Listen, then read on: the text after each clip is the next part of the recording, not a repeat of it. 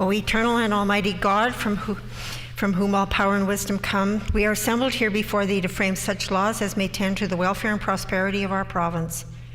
Grant, O merciful God, we pray thee, that we may desire only that which is in accordance with thy will, that we may seek it with wisdom and know it with certainty and accomplish it perfectly, for the glory and honor of thy name and for the welfare of all our people. Amen.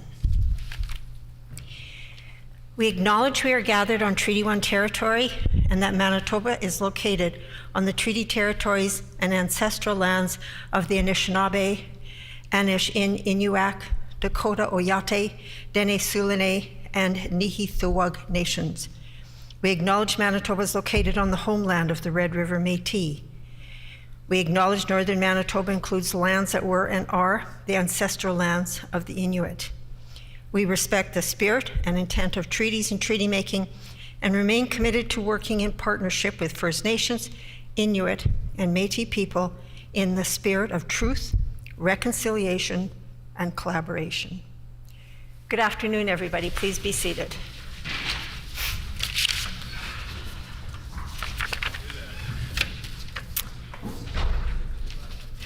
Routine proceedings, introduction of bills, committee reports, tabling of reports, ministerial statements. The Honourable Minister of Families, and I would indicate that the required 90 minutes notice prior to routine proceedings was provided in accordance with Rule 26, Bracket 2. Would the Honourable Minister please proceed with her statement? Thank you very much, Madam Speaker. I'm proud today to stand up and announce that October, of course, is Women's History Month in Canada. It is an annual tradition for us to celebrate the achievements of women throughout our history and recognize the trailblazers who have shaped our country and our way of life. Here in Manitoba, we recognize the essential role that women in communities across our province have played in shaping our province's past and future.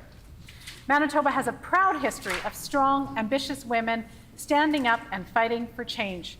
Right here in this Legislative Assembly, we have seen some historic moments for women, with the first clerk of the Executive Assembly to be here in our presence today. We have the first elected Indigenous woman in the province's history with the MLA for the Pas-Kamisak here. As well, of course, we have the first woman premier in our midst as well right here. So congratulations to all these women for the groundbreaking roles that they play and for the generations of women behind them that they are inspiring. I encourage all Manitobans to take a moment this month to think about, learn, and celebrate amazing women who have helped shape this province. In 2020, our government announced a way to celebrate these women with the Empower Awards. Last year, we had a ceremony at the Fort Gibraltar and recognized two winners, Diva Sharma and Laurie English, for the hard work that they did during the pandemic, especially to support women in our community. We're pleased to announce earlier this year that we would be opening up these awards once again. This year, the theme is Women Working Towards Reconciliation and Healing. Two deserving Manitoba women, one adult and one youth, will be honored at the 2022 Empower Women's Award on October 20th of 2022. Many women and youth were nominated this year from a variety of sectors and areas of Manitoba. The award winners will be selected based on the overall strength of their nomination, as well as community involvement and intersectionality of their efforts, along with addressing systemic issues, lasting change, and scale of response.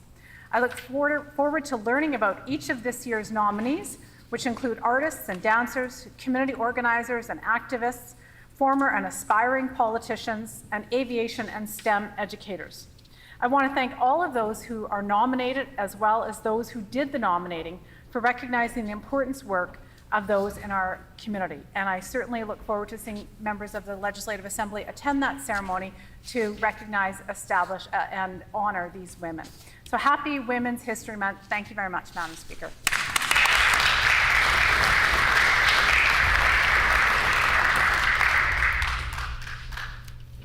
Further ministerial statements? Oh, pardon me. The Honourable Member for Notre Dame. Madam Speaker, since 1992, October has been celebrated as Women's History Month, making this year its 30th anniversary. It is a time to celebrate the remarkable achievements of women throughout history and to reflect on the changes we still need to make to achieve gender equality today.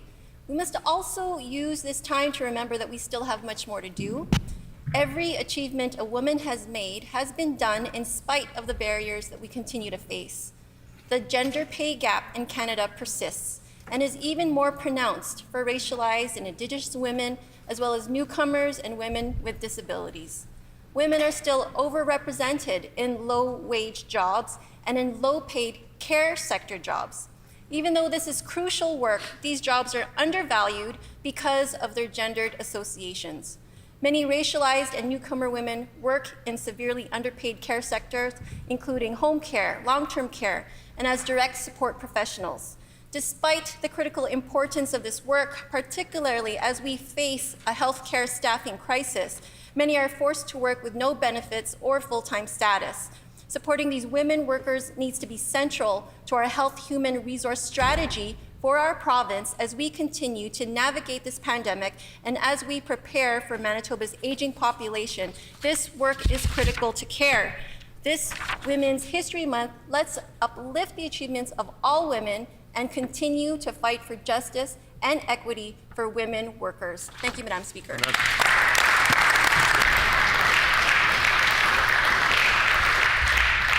The honourable member for Tyndall Park. Ask for leave to respond to the minister's statement. Does the member have leave to respond to the ministerial statement? Leave has been granted. The honourable member for Tyndall Park. Thank you, Madam Speaker. Here in Canada, we recognize Women's History Month in October, and I always appreciate using this opportunity to talk a bit about milestones we have accomplished as women and concerns that are very real and applicable to us to this day.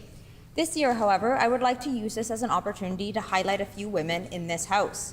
Madam Speaker, I want to start with the Minister of Municipal Relations. In the spring, the minister went out of her way and dedicated time to sit down with myself and a member from the NDP to talk about ways us as MLAs could better work together. This initiative she took really inspired me and demonstrated the importance of working together. The second member I would like to recognize is the member for the Pas-Kamisak. Madam Speaker, this member has always been kind in her approach, and I believe that because of this, when she talks, people listen. This member motivates me to remain focused. Lastly, Madam Speaker, I want to recognize our clerk, Patricia Chaychak. Patricia does an incredible job at maintaining records of parliamentary proceedings and ensuring orders of the day are followed. There's a lot more to the job, but what I really admire about her is her professionalism. No matter the topic or proceeding, I believe her professionalism speaks to the respect she has for our institution. Madam Speaker, my hope is that by highlighting women on both sides of the House, as sitting MLAs and our clerk, who we all know really runs this House, we remind ourselves of the impact that women in all parties, partisan or nonpartisan, have in our workplace, and I think we need more of it. Thank you, Madam Speaker.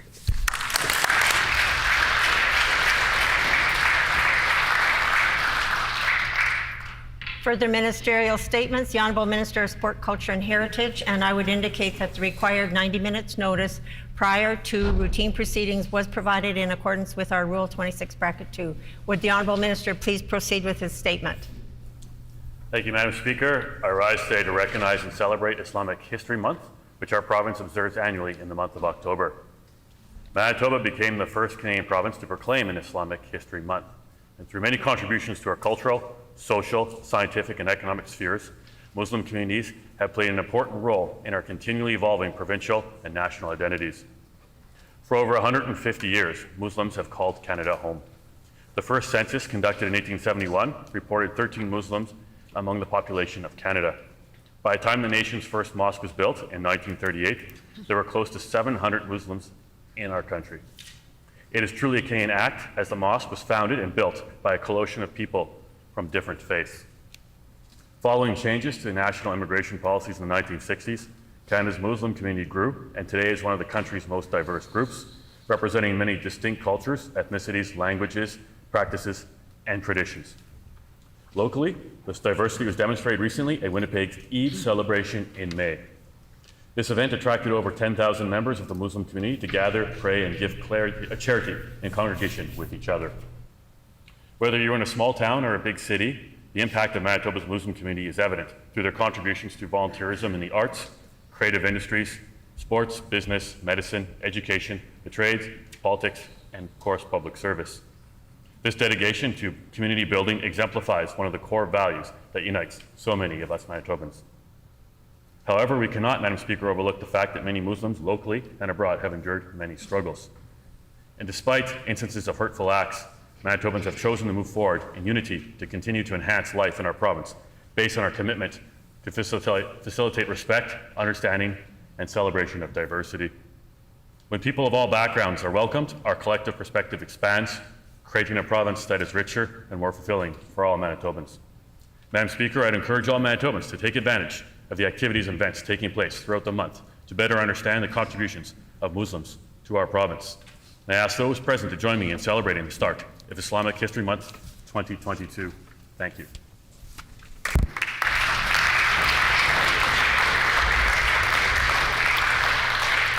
The Honourable Member for Burrows. Assalamu alaikum, Madam Speaker. It is my honor to rise today to speak to Islamic Heritage Month. Under our previous government, Manitoba became the first province in Canada to proclaim such a month to recognize and celebrate the history and heritage of Manitoba Muslims. Diversity is our strength. We are fortunate to share cultural traditions with our neighbors. This month, we are celebrating and recognizing the importance of Islamic history and heritage. Manitobans and Canadians have an opportunity this month to learn more about the history of Islam in Canada and recognize many achievements of Muslim Canadians in the arts, sports, academics, sciences, literature, and their communities.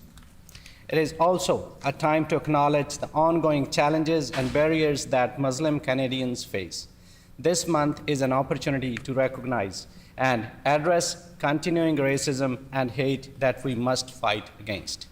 Together, we must combat all forms of discrimination, Islamophobia, and hate-fueled violence directed at Muslim communities. This month is a time to continue working towards a compassionate, inclusive, and safer Canada for everyone. As we celebrate Islamic Heritage Month this month, I encourage all Manitobans to take the time to participate in local cultural events and learn more about the resiliency and strength of Muslim Canadians in Manitoba and around the world. I want to wish a happy Islamic Heritage Month to all. Thank you, Madam Speaker.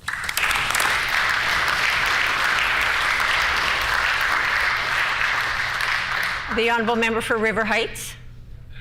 I ask leave to speak to the minister's statement. Does the member have leave to respond to the statement? Leave has been granted. The Honourable Member for River Heights.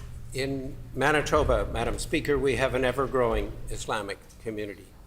It includes many born in Canada and many who immigrated from various countries around the world. We are fortunate here to have leaders in the Islamic community, including Albert Eltassi and Shahini Shadiki, who have worked very hard to build bridges with other communities in our province.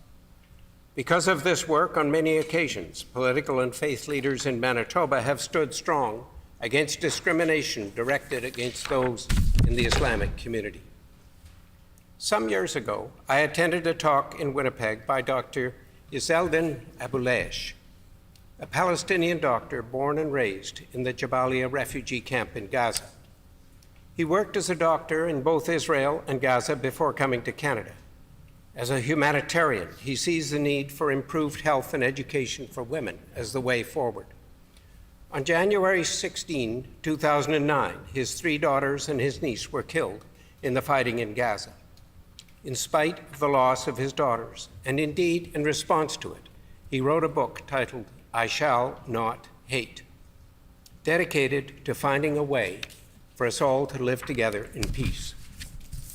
The Islamic community has demonstrated that it has both strength and compassion. In the last year, I've worked closely with many in the local Islamic community to help refugees who've escaped from Afghanistan or are trying to escape and to come to Manitoba, including many who want to join their relatives here. The stories I hear are compelling and heartbreaking, and it's heartwarming that Manitobans are listening and helping.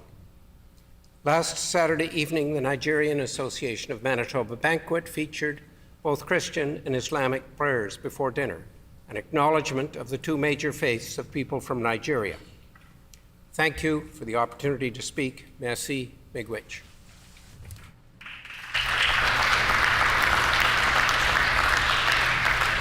Member statements. The Honourable Minister of Municipal Relations. Speaker, life as we know it can change in a day or even a moment.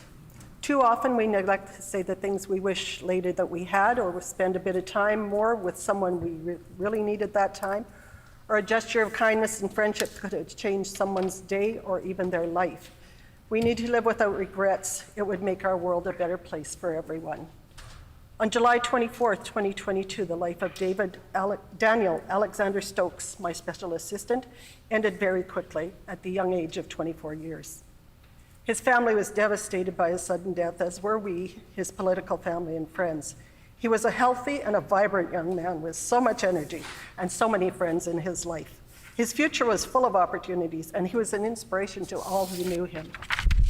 His service of remembrance was attended by an overwhelming number of family, friends, and colleagues. Even his special pet, Murphy, attended with his family. I had so much respect for this young man who had such a pride and confidence and could share his personal feelings with all of us. He fulfilled the requirements of his government position with skill and diplomacy. Days after his service, his parents, Angie and Rich, and his siblings, Adam and Lauren, came to our office to pick up his personal belongings, receive some special gifts from his colleagues, and share time of remembrance with our staff and work friends. What we expected to be a tearful and somber event turned into many funny stories from everyone, including his family, about Daniel and his structured life. He had been a shining star in all our lives. We had so many amazing memories. The meeting ended with a family photo of all of us, many hugs, and our hearts feeling a sense of appreciation for his short life and his time with all of us. Many people live long and productive years, while some are only given a short time to fulfill God's plan for them. At Daniel's service, the priest spoke of his strong and unwavering commitment to his faith. That was the young man as we knew him. Daniel is missed, but he lives in our hearts, and he walks the halls of this legislature, keeping an eye on all of us. So today I encourage all of you, speak the words, do the deeds, be respectful to all others, and live your life with purpose and conviction. Tomorrow is not promised. I ask you all to show your support for Daniel's family, his mom and dad, Rich and Angie, his brother Adam, and his uncle, Patrol Sergeant Ward Gordon, who are with us today. Thank you, Madam Speaker.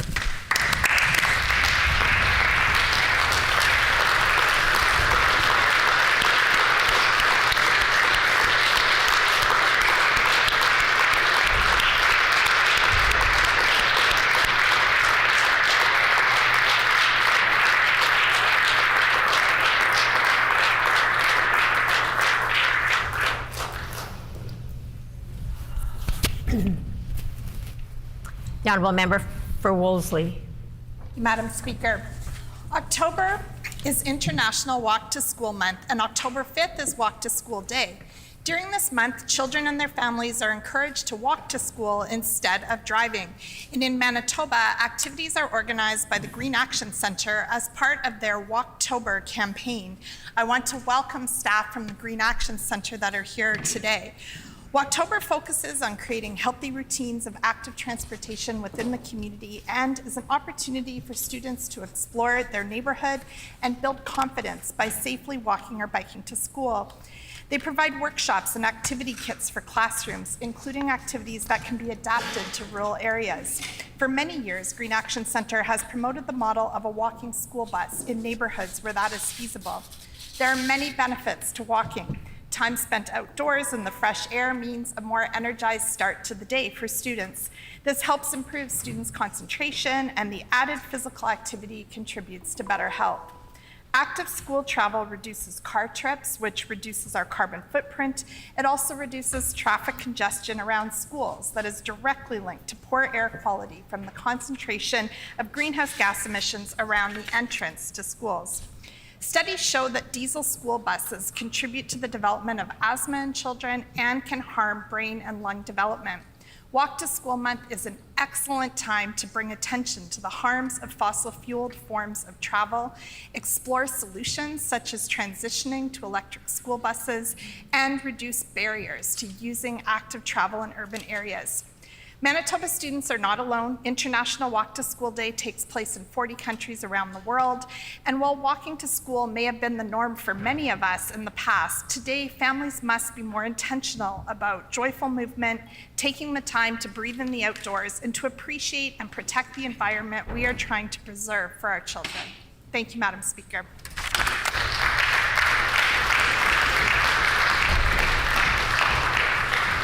The Honourable Minister for Sport, Culture and Heritage. Madam Speaker, I rise today to tell a story of a courageous youth and her family who live in my constituency. McKenna Stratton has always been a loving, caring, and energetic child with many, many friends. September of 2021, she was so happy to be starting grade 7 at Christ the King School with her peers. On October 20th, her mother, Monique, brought her to the Children's Hospital and were then told something no parent ever wants to hear, that McKenna had cancer, acute myeloid leukemia, or AML. This form of leukemia is high-risk, aggressive blood and bone marrow cancer that requires extremely aggressive treatment. She was admitted that day and set up on a clinical trial with chemotherapy to begin on October 22nd.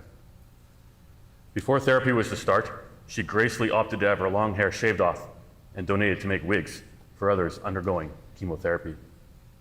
It was at this point that the reality of the journey with childhood cancer began for McKenna and her family. Her rigorous treatment plan was 5 cycles of adult-strength chemotherapy, just over 100 doses, and countless blood and platelet transfusions, all of which took 6.5 months to complete. She spent 203 days on CK5, the pediatric cancer ward at HSC Children's Hospital, and 13 days at PICU, fighting for her life against a neurogenic infection. While McKenna was enduring the battle, she had overwhelming support from her family and an extended network of friends and volunteers from many organizations. One such group in particular, the Canada Lighters Childhood Cancer Support Group of Manitoba, and their director, Naomi Fair, raised $27,000 in 24 hours after reading a post from Monique about her daughter's situation in January of this year. The money was raised in order to feed all the families on the pediatric cancer ward through to the end of February. After so many difficult months of fighting cancer, I'm happy to say that on May 10th, Mighty McKenna, as she's become known for her courage and bravery, was discharged from CK5, and she rang her remission bell that very day. Please join me in recognizing McKenna and her family, Monique, Jeff, and Tyler Stratton, who are here with us today.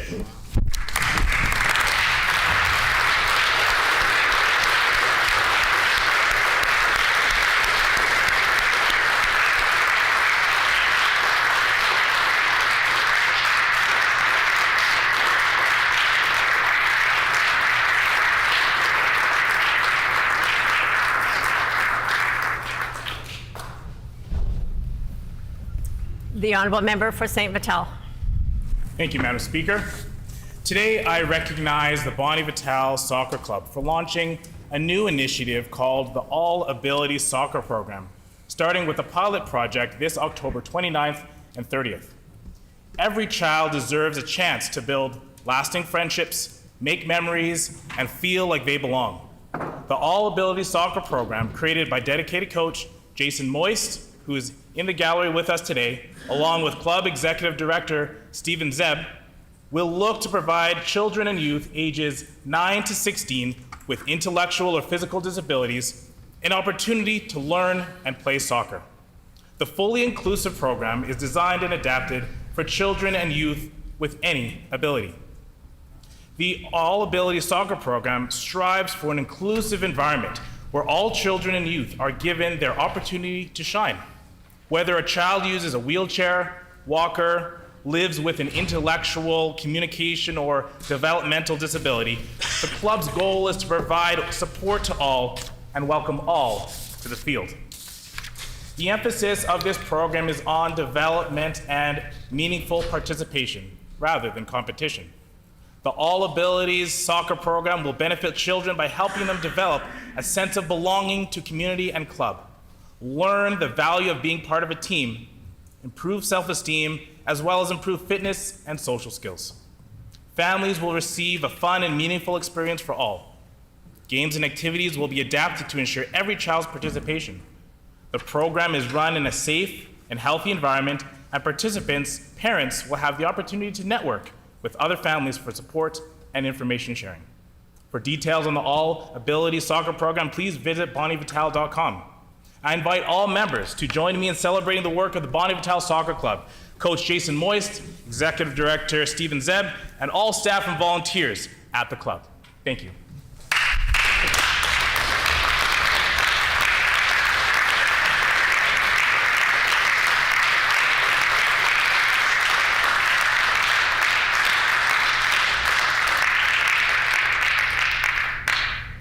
The Honourable Minister of Finance.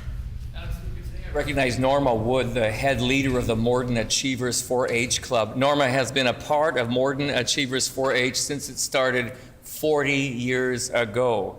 Norma embodies the key values of 4-H: head, heart, hands, and health. Former 4-H leader Kathy Sandercock said, "You cannot think about 4-H without one person's name coming to mind, and that's Norma." As a leader, her kitchen table was a safe place for children of every faith, background, and education level. She shared sewing skills and a zest for knowledge with 4 generations of youth in the community. She led the club, she coordinated communication competitions, achievement nights, ditch cleaning, fundraisers, and even decorated the 4-H parade float every year in Cornapple with volunteers. She's been recognized as the longest serving 4-H leader in the province. Thank you, Norma, for sharing your knowledge and investing in children all these 40 years. Madam Speaker, I rise today to recognize Morden resident Joe Wisher. Joe has managed the Baseball Hall of Fame and Museum since the day it opened in 1999 at Access Event Center in Morden, collecting artifacts, celebrating outstanding athletes, coaches, and officials, and of course running the annual induction ceremony. He's considered a cornerstone of the Manitoba baseball community. He's been an amazing representative of baseball, working with countless youth, and as a baseball coach continuously since 1953. Joe has worked with provincial, Western, and national teams. He has been a player, a coach, an umpire, a mentor, and an administrator. One of the quotes Joe loves to live by is, "I feel that the greatest reward for doing is the opportunity to do more." Madam Speaker, we want to wish Joe all the best as he slides into retirement and thank him for the countless hours that he has given to baseball in Manitoba.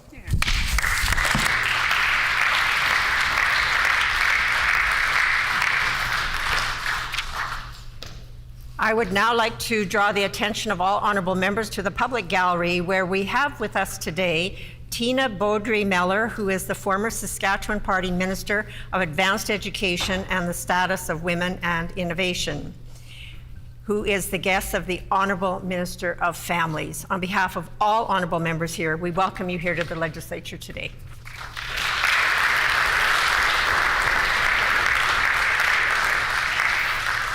Oral questions. The Honourable Leader of the Official Opposition.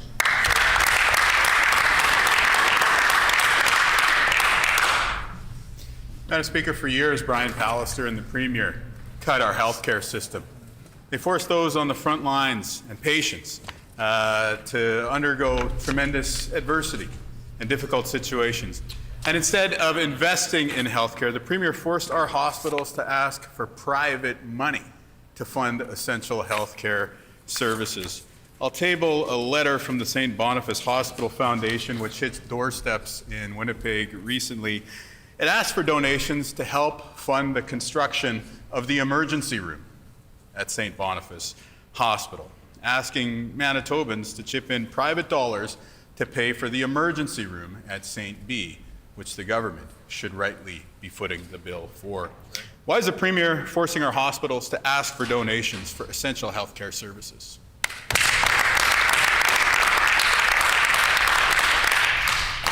The Honourable First Minister. Well, thank you very much, Madam Speaker. Thank the Leader of the Opposition for the question. In fact, we've been out listening to Manitobans, Madam Speaker. We've been taking action when it comes to healthcare on their behalf, Madam Speaker, and we've been getting things done, Madam Speaker. The Leader of the Opposition mentions the St. Boniface ER expansion. And I'm proud to announce, as I did months ago, along with the Minister of Health, at St. Boniface, Madam Speaker, $141 million investment into the emergency room at St. Boniface Hospital. Madam Speaker, we will continue to take action on behalf of Manitobans.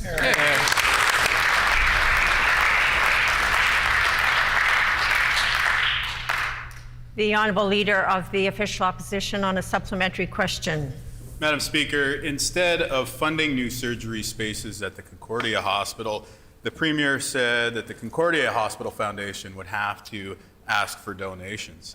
That's wrong. We should be investing in public health care. We should be investing in essential services like operating rooms in which to deliver surgeries. Now today, again, we learned that foundations are fundraising for another essential project. This time, it's the emergency room at the St. Boniface Hospital. This project shouldn't depend on private donations from Manitobans. This is the health budget. This is the clearest definition that we could be talking about. Building an emergency room. We should be investing in our hospitals instead of cutting them. Will the Premier stop forcing hospitals to ask for donations for projects they should be paying for, such as the St. BER? The Honourable First Minister. Well, once again, the Leader of the Opposition is misleading and won't stick to the facts, Madam Speaker. So the facts are that we are investing more than $1 billion more than the NDP ever did in our healthcare system in the province of Manitoba, because we are listening to Manitobans, we're taking action, and we're getting things done, Madam Speaker. $141 million more for the emergency room for St. Boniface Hospital. It is nothing new in the province of Manitoba. It's been taking place for decades, where philanthropy is live and well in Manitoba, where Manitobans want to contribute to our healthcare system, Madam Speaker, and we will continue to rely on them and work closely with them to ensure that Manitobans get the healthcare they need when they need it.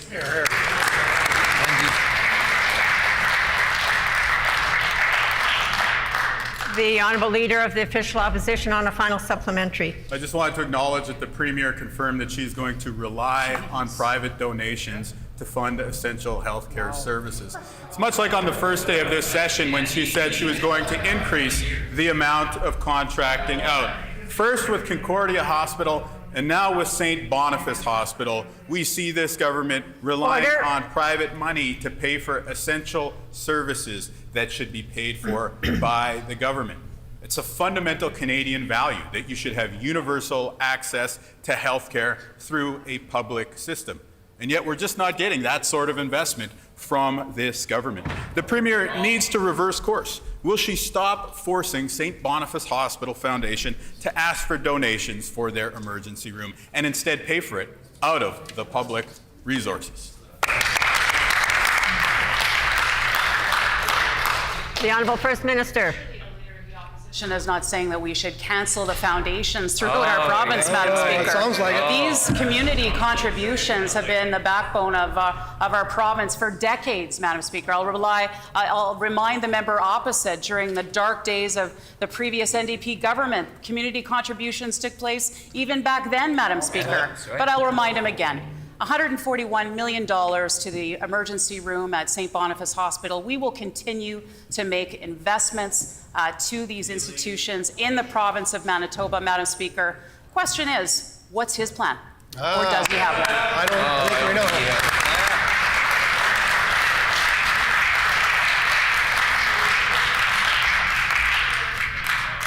The Honourable The Honourable Leader of the Official Opposition on a new question.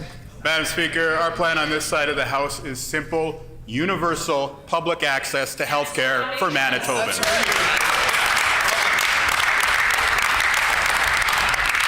We know that one area where this government has failed Manitobans is when it comes to getting timely access to surgeries. Too many Manitobans are waiting, and new data from the Winnipeg Regional Health Authority proves just how dire this situation actually is. The Stephenson government performed 440 fewer surgeries in the entire Winnipeg Health region last year than the year prior. I'll table the proof of this. It's clear that there is a failure when it comes to the provision of surgeries.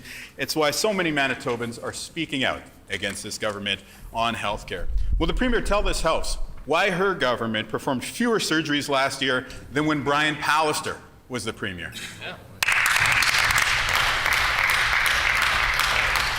The Honourable First Minister. Well, Madam Speaker, first of all, I want to thank those who are taking time out of their busy schedules to work and help us out on the Diagnostic and Surgical Task Force. They are working day in and day out to ensure that Manitobans can get the surgical and diagnostic procedures they need when they need them, Madam Speaker.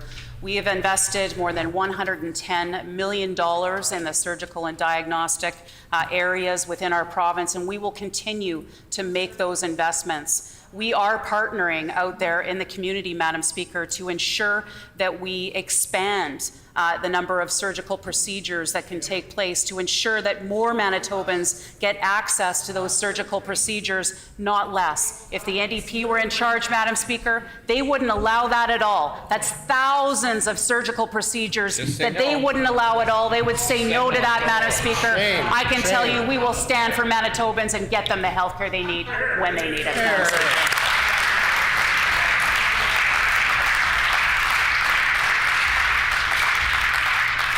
The Honourable Leader of the Official Opposition on a supplementary question. Madam Speaker, the problem is that Manitobans are not getting the health care they need with this government. Again, I'll table another set of documents here, further proof of this government's failure to deliver surgeries. If we zoom in at the Health Sciences Centre, we see that there were many more surgeries last year than the year prior, and there were thousands fewer surgeries that year than in 2019. The record of this government is clear. Their actions have only made the surgical backlog worse. 500 fewer surgeries in our province at the HSC. That's because that means seniors are waiting for hip, knee, and other important procedures. That's wrong. Will the Premier explain to the House why the PC government is falling further behind when it comes to surgeries? The Honourable First Minister. Speaker, the document that the Leader of the Opposition just tabled before this House obviously indicated some years that we were going through a worldwide pandemic, Madam Speaker, a worldwide pandemic. That's when things were shut down. It was a very, very challenging time, and there weren't as many surgical and diagnostic procedures taking place at that time. Now, I mean, the Leader of the Opposition doesn't like the truth. He doesn't like the facts, Madam Speaker, but the facts are that we're investing more than $110 million more to ensure that Manitobans get the surgical and diagnostic procedures that they need when they need them, Madam Speaker. And we are looking to expand that capacity beyond just our hospitals here, Madam Speaker. We're making sure that Manitobans get those procedures when they need it. Madam Speaker, the Leader of the Opposition has already said he wouldn't do that. We will make sure that Manitobans get the surgical and diagnostic procedures they need when they need it.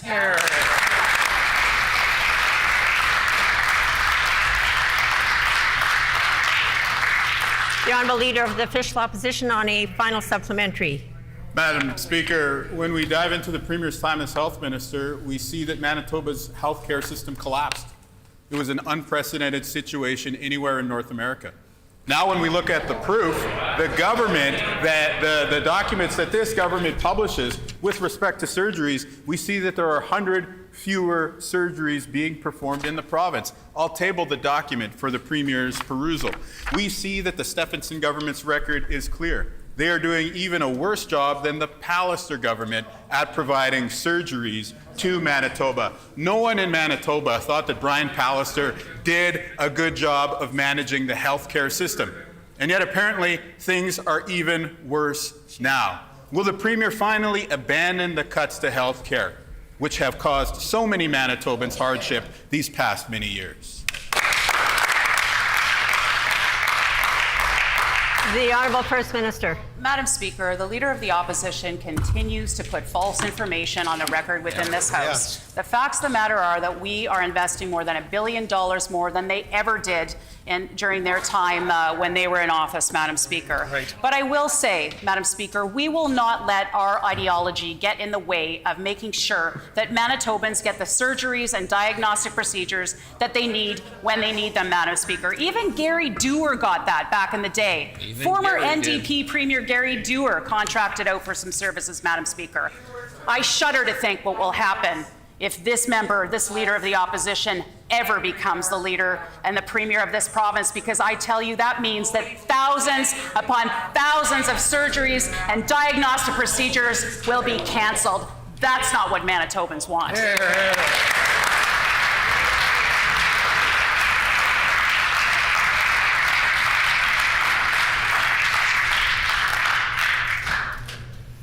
The honourable member for Union Station. Madam Speaker, I'd like to table new information we received through Freedom of Information.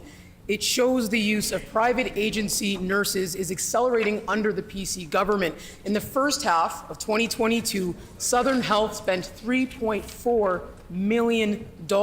They are now on pace to have the highest use of agency nurses ever.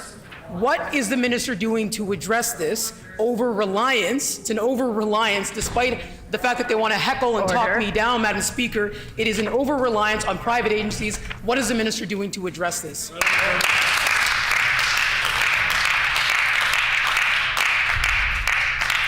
The Honourable Minister of Health. Thank you, Madam Speaker, and I thank the member for Union Station for the question, because, Madam Speaker, it gives me an opportunity to remind Manitobans that last year, when the Red Cross nurses came to Manitoba to assist us during the COVID pandemic, members opposite stood in this chamber and said, send them home, Madam Speaker.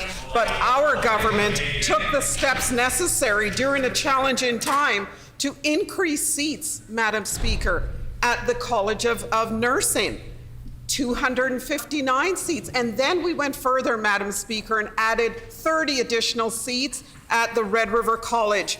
Madam Speaker, $4.3 million for 37 additional nurse training seats at University College of the North, in the North, Madam Speaker. The member's time has expired.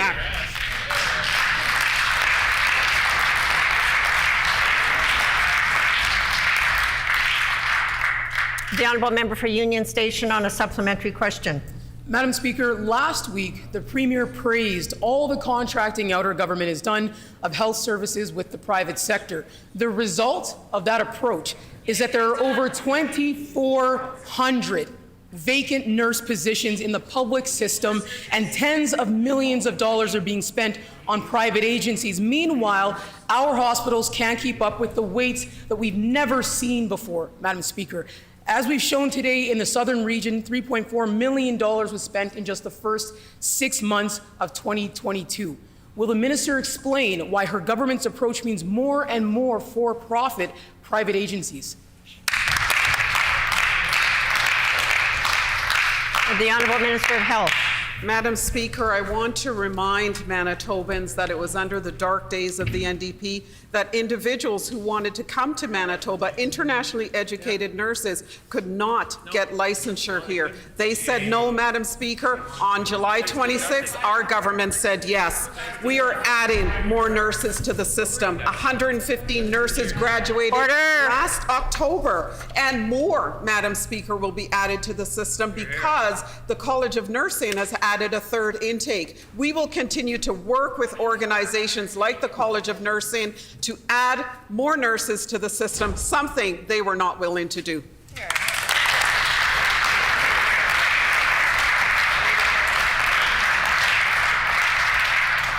The honourable member for Union Station on a final supplementary.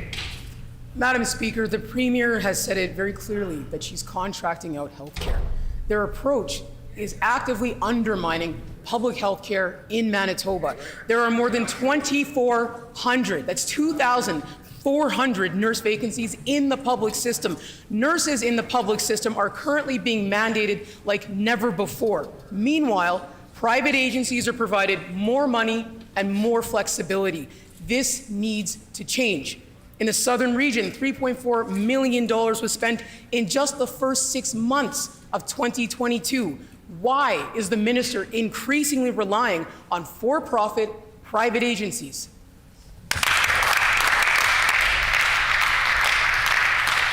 The Honourable Minister of Health. Madam Speaker, for the internationally educated nurses that are watching today's discussion, I want them to know that our government is here to support them. The dark days of the NDP, they heard no and received no support, but our government is providing $23,000 of financial assistance for individuals to get licensed and to go immediately into our healthcare system. Our new undergraduate nurse employees program saw 63 third and fourth year nursing students join the health system, Madam Speaker. We are taking action where they said no, our government said yes.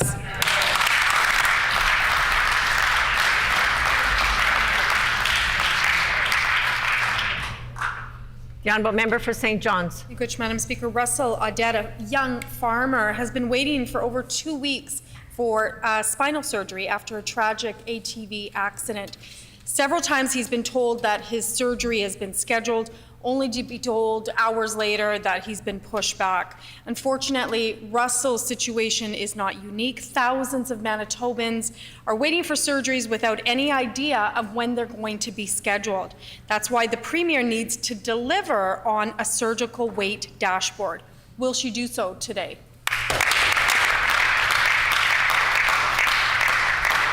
The Honourable Minister of Health. Thank you, Madam Speaker. I want to put some facts on the record. Last week, there were 1,117 non-emergent surgeries completed and 227 emergent surgeries were completed. This is over 101.5% of pre-pandemic levels. And I want to thank all the healthcare workers at the front line that are working and so committed and passionate to providing care and surgeries to Manitobans during this very, very difficult time. Last year, our government procured over 13,000 procedures through the RFSA process. We will continue to do the same to ensure Manitobans receive care.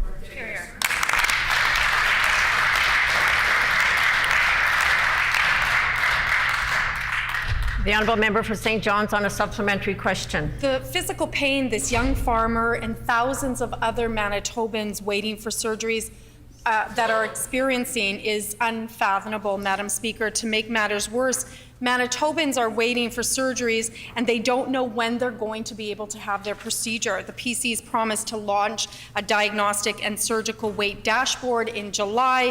They missed that deadline. Then they promised to launch it in September, and they've missed that deadline as well. Madam Speaker, Russell and Manitobans deserve to know when his surgery will be scheduled. When will this government finally launch the dashboard they promised? The Honourable Minister of Health. Thank you, Madam Speaker. Under the NDP government, that individual would not receive surgery here in this province or have the opportunity to receive service outside of the province, Madam Speaker.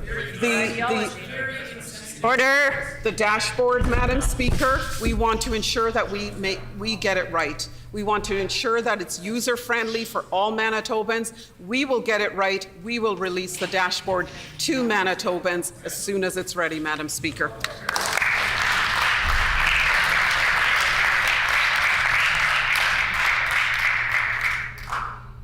The Honourable Member for St. John's on a final supplementary. Madam Speaker, I clearly pointed out that they're not getting it right, and in the process, Manitobans are suffering, and they're suffering in pain, Madam Speaker. Right, a surgical wait dashboard would let Manitobans know how long it will take to get the procedures they need. It would provide the data on how many people are waiting for procedures and when those procedures are going to be done in a day. Madam Speaker, thousands are waiting in pain, and they're not knowing that they're going to be able to receive the procedure and when they're going to get it. When will this government finally deliver on launching a surgical wait dashboard?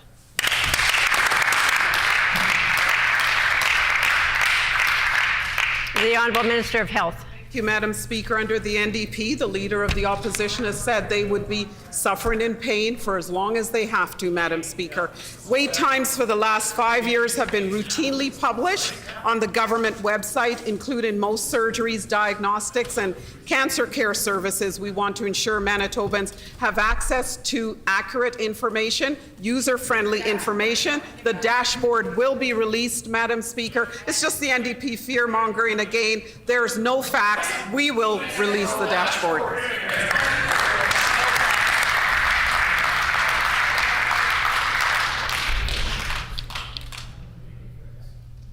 The Honourable Member for the Pas-Kamisak.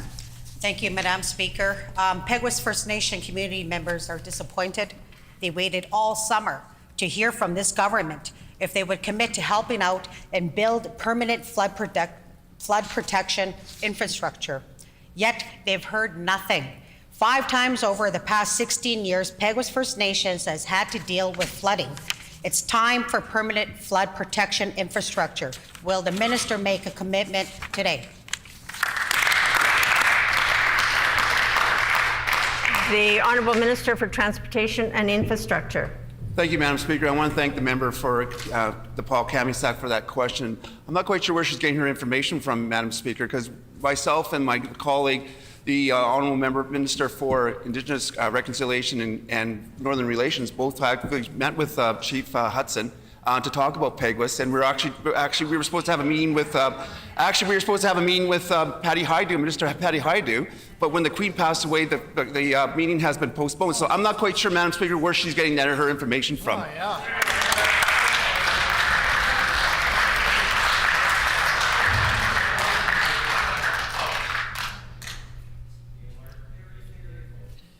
Order.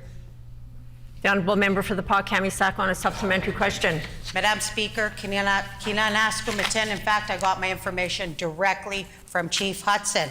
Every time Peguis First Nation is flooded, massive damage is done to homes and lives are upended. In fact, 917 lives are still displaced from that community here in Winnipeg.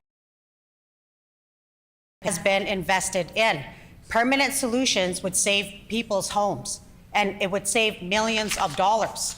Why won't the minister do the common sense thing and invest in permanent flood protection?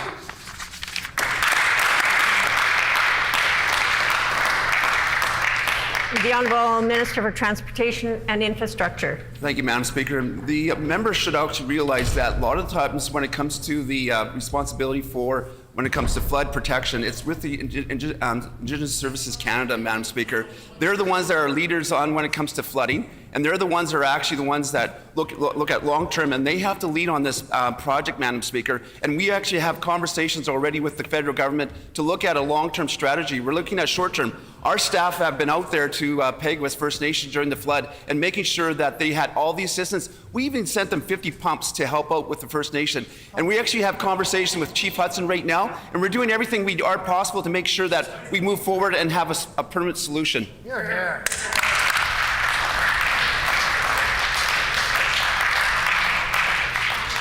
The Honourable Member for the Pas-Kamisak on a final supplementary. Thank you, Madam Speaker. Peguis First Nation community members were forcibly relocated to their current area in 1907. They were moved from an abundant farming area to a flood zone, and yet they still don't have permanent flood protection infrastructure. This is wrong, Madam Speaker. The minister could commit to investing in permanent flood protection and infrastructure. Will he do so today? Egosan.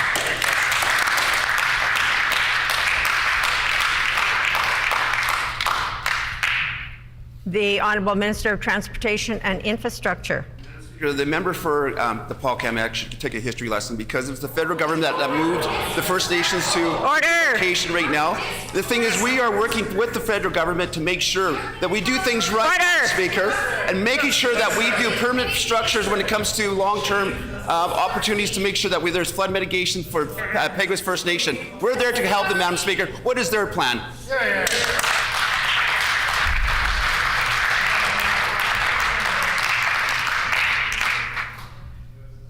Order. Order. With all this noise that was emanating from the floor, I could not hear what was being said. And I'm going to ask for everybody's cooperation. There's heckling, then there's yelling, and I don't think any of that serves this House, and especially when the Speaker can't hear what is being said so I could rule on something. So I'm going to ask for everybody's cooperation, please. The Honourable Member for Transcona. Well, thank you, Madam Speaker. This government would rather give money to consultants than spend it in the classroom. First, it was $1.5 million on their failed Bill 64. Then it was $250,000 on a curriculum evaluator. Now through FIPA, Madam Speaker, we've learned that they're spending a further $1.5 million on an education funding review. I'll table the document. The minister could have saved this money and listened to what Manitobans want: no more cuts to education. Will the minister listen to Manitobans and stop making the cuts to education?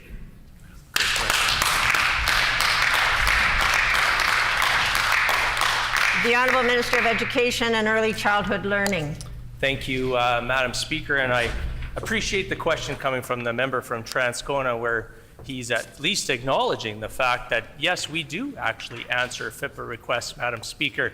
And it gives me an opportunity, Madam Speaker. I will get into further answering of the member's question in a few seconds, but I do want to say thank you to all the teachers, the students, the support staff, our custodial staff, our bus maintenance personnel, to make sure that we had started this year off in more of a normalcy, Madam Speaker. So thank you. A big shout out to absolutely everybody involved for kicking off the 22 school year without a hitch. Thanks, Madam Speaker.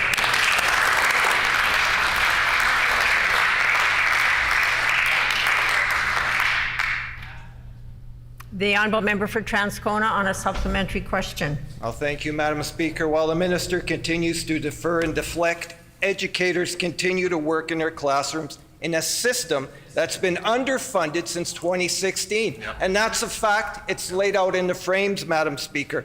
Seven Oaks had to cut 28 staff. Brandon School Division had to cut 11. $1.5 million could have been spent on providing children with the supports they need. While the minister is sitting there deferring, will they stop making these unnecessary hires of these consultants?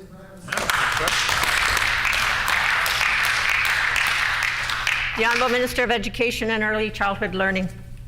Thanks, Madam Speaker. And it's very interesting that the member, my friend and former colleague within the education profession, stands up and puts misinformation out on the record, Madam Speaker. He knows that this year alone, Madam Speaker, we're putting in $460 million into the 22-23 school year. That includes, Madam Speaker, $51 million of an increase in annual operating budget, $77 million in additional funding to assist with financial pressures, $22 million to strengthen student learning and supports, and $2 million to expand the Elders and Knowledge Keepers in Schools initiative. Madam Speaker, I'm not going to take any lessons from this member from Transcona or his self-promoting leader as well, Madam Speaker. We are funding education. The member's time has expired.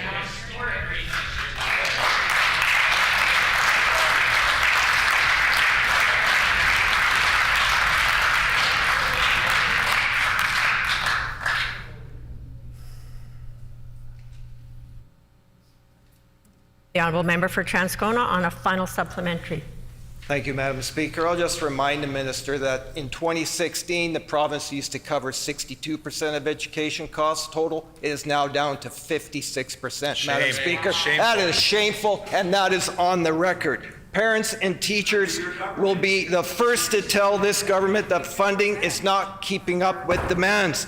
School divisions are being forced to make cuts while this government is giving millions to consultants, something they regularly do. They gut the Department of Education and then have to hire consultants to do the work that we used to do. That's just wrong, Madam Speaker. Will the minister stop this giving of millions to consultants and invest in our schools?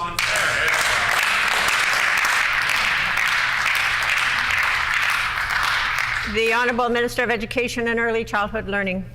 Madam Speaker, we know on this side of the House that parents, teachers, staff, they want a government leading them in the way to make sure that they're working on literacy and numeracy skills, and including also Indigenous education and inclusion, Madam Speaker. I know math is hard. And I know that the member from Transcona really, if he starts dipping into the numbers, Madam Speaker, he's going to see that there's $460 million of new funding going to school divisions, Madam Speaker. We're working quite closely with our education partners all across this great province of ours. I know that the member from Transcona decided to run in Transcona under the leadership of of the member from Fort Rouge because he saw The the honourable inaccurate... member's time has expired.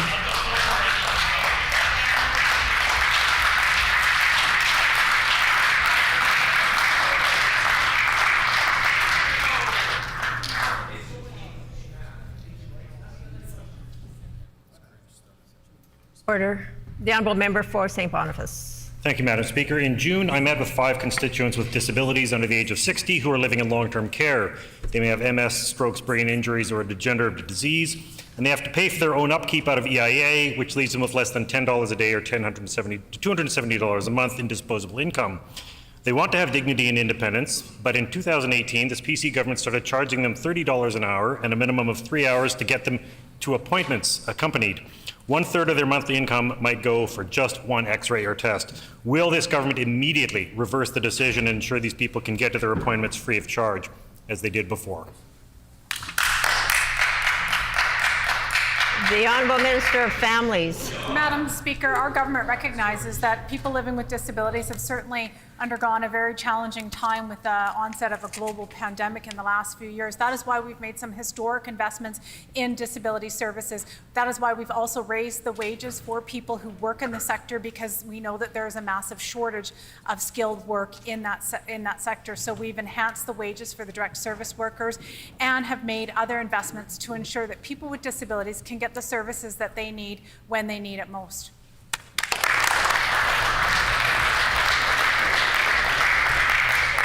The honourable member for St. Boniface on a supplementary question. Thank you, Madam Speaker. As I mentioned, all these people living in care are paying part of their own way, either from EIA, which has barely changed in 36 years, or from a sliding scale based on household income. The shared costs can be financially crushing for a spouse and family, so to relieve their loved ones, they may get a divorce and take EIA instead. It is hard to imagine a policy that is more cruel than one that forces an individual with a disability to break ties with their family because it makes them feel like a burden. This needs to change. We will work with every MLA to end this immediately. Will the Premier and Minister commit today to ending this inhumane policy? The Honourable Minister of Families. Thank you very much, Madam Speaker. And our government recognizes that families were struggling, and that is why we came out with an $87 million affordability package earlier this month, which included $50 a month increase to every EIA recipient's household income. That is the first increase that has occurred since 2004. And we've also increased other investments. We've created a disability income support program, Madam Speaker, because we want people with who are having severe and prolonged disabilities not to be on EIA at all, Madam Speaker, but to be on a separate income support program where they can receive a wage or receive the benefits and the services that they need, Madam Speaker.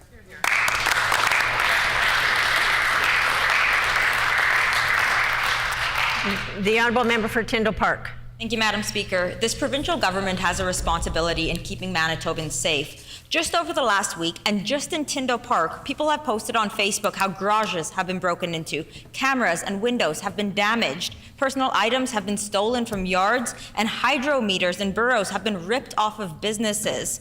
Madam Speaker, we have amazing community patrol groups working with our police services, but there are provincial departments such as addictions, housing, and education, just to name a few, that have an impact on our communities. With crime rising in Manitoba, what specific actions is the Premier or Justice Minister taking or going to take that will contribute to keeping Manitobans safe? The Honourable Minister of Justice. I thank the member opposite for the question. There's no doubt that all of us are concerned whenever we hear instances of crime, Madam Speaker. When it comes to the provincial government, over the course of the last several months, we've made many investments, Madam Speaker, when it comes to community investments, whether it's Bear Clan in Winnipeg, Madam Speaker, working with the Winnipeg Police Service to try to ensure that we get guns that are used in illegal manners off of the street, Madam Speaker. We've invested other resources when it comes to child protection, other resources when it comes to helping those who need addictions treatment led by the various ministers in this government. We've also spoken to the federal government about changes that have to happen with the criminal code, Madam Speaker, and I hope that the member opposite will join us in trying to ensure that those calls for criminal code changes are successful from the federal government, Madam Speaker.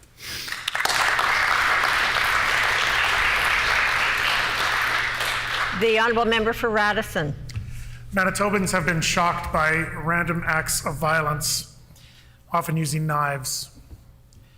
Sadly, many of the individuals committing these crimes have previously been involved with our justice system, and they're sometimes out on bail.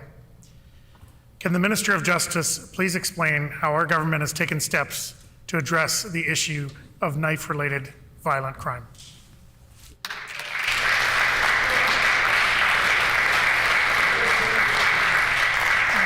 The Honourable Minister of Justice. I want to thank the member for Radisson for his question and for his advocacy on this issue. I know that it's incredibly frustrating for those who are victims of crime when it comes to knife attacks or other means of violence, Madam Speaker. That is why we've said to the federal government, currently under the criminal code, it's virtually impossible to deny bail for an individual who's committed a crime using a knife. We would like to see changes to the criminal code to make it similar to using a gun in a crime and reverse the onus when it comes to bail, to make it more difficult for someone who's accused of that kind of a violent crime from getting bail. Madam Speaker, I know when this provision came out, the Liberals spoke against it, the NDP said nothing. While the Liberals took the wrong position and the NDP took no position, this government will always stand with victims, and the Progressive Conservatives will work to make a safer Manitoban.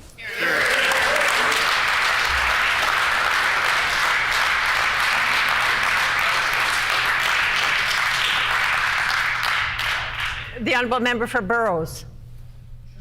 Speaker, the new system for awarding Crown lands is not working. I've spoken to hundreds of producers over the last 3 years. None will defend the system the PC government has put in place. Carson Cullum of the beef producers says that the changes do not line up with what they recommended. Why has the minister not reversed his government's changes to the Crown land system? Question. The Honourable Minister of Agriculture. Thank you, Madam Speaker, and I'd like to thank my critic for the question. As we know, the agriculture crown lands are a very important source of land for young farmers and for the livestock industry, and obviously to support a vibrant and sustainable agriculture sector. Right. Stakeholders have told us, many consultations have been held, that rent was challenging due to recent climate changes driven by droughts and floods. To help ranchers recover from the extreme climate, a temporary reduction is beginning from 2023 to 2025. Madam Speaker, this will return almost $4 million to Ag Crown land users.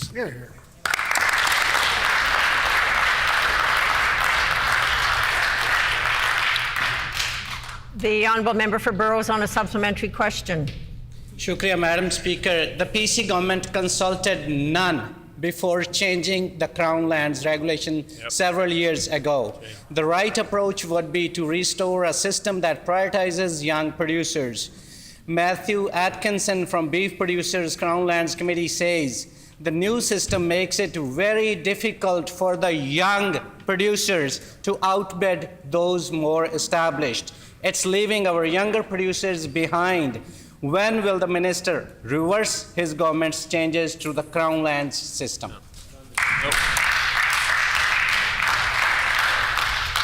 The Honourable Minister of Agriculture. Thank you, and I'd like to thank my colleague for the question. As I mentioned, the temporary rent reduction authorized by Treasury Board will begin in 2023, Madam Speaker. It will decrease the rent on agricultural Crown lands on a declining basis, with rents reduced by 50% this coming year, followed by 33% in 2024 and 15% in 2025, resulting in $4 million to support the ranchers. Public engagement is currently on Engage MB. I suggest the member log on and fill it out. Thank you.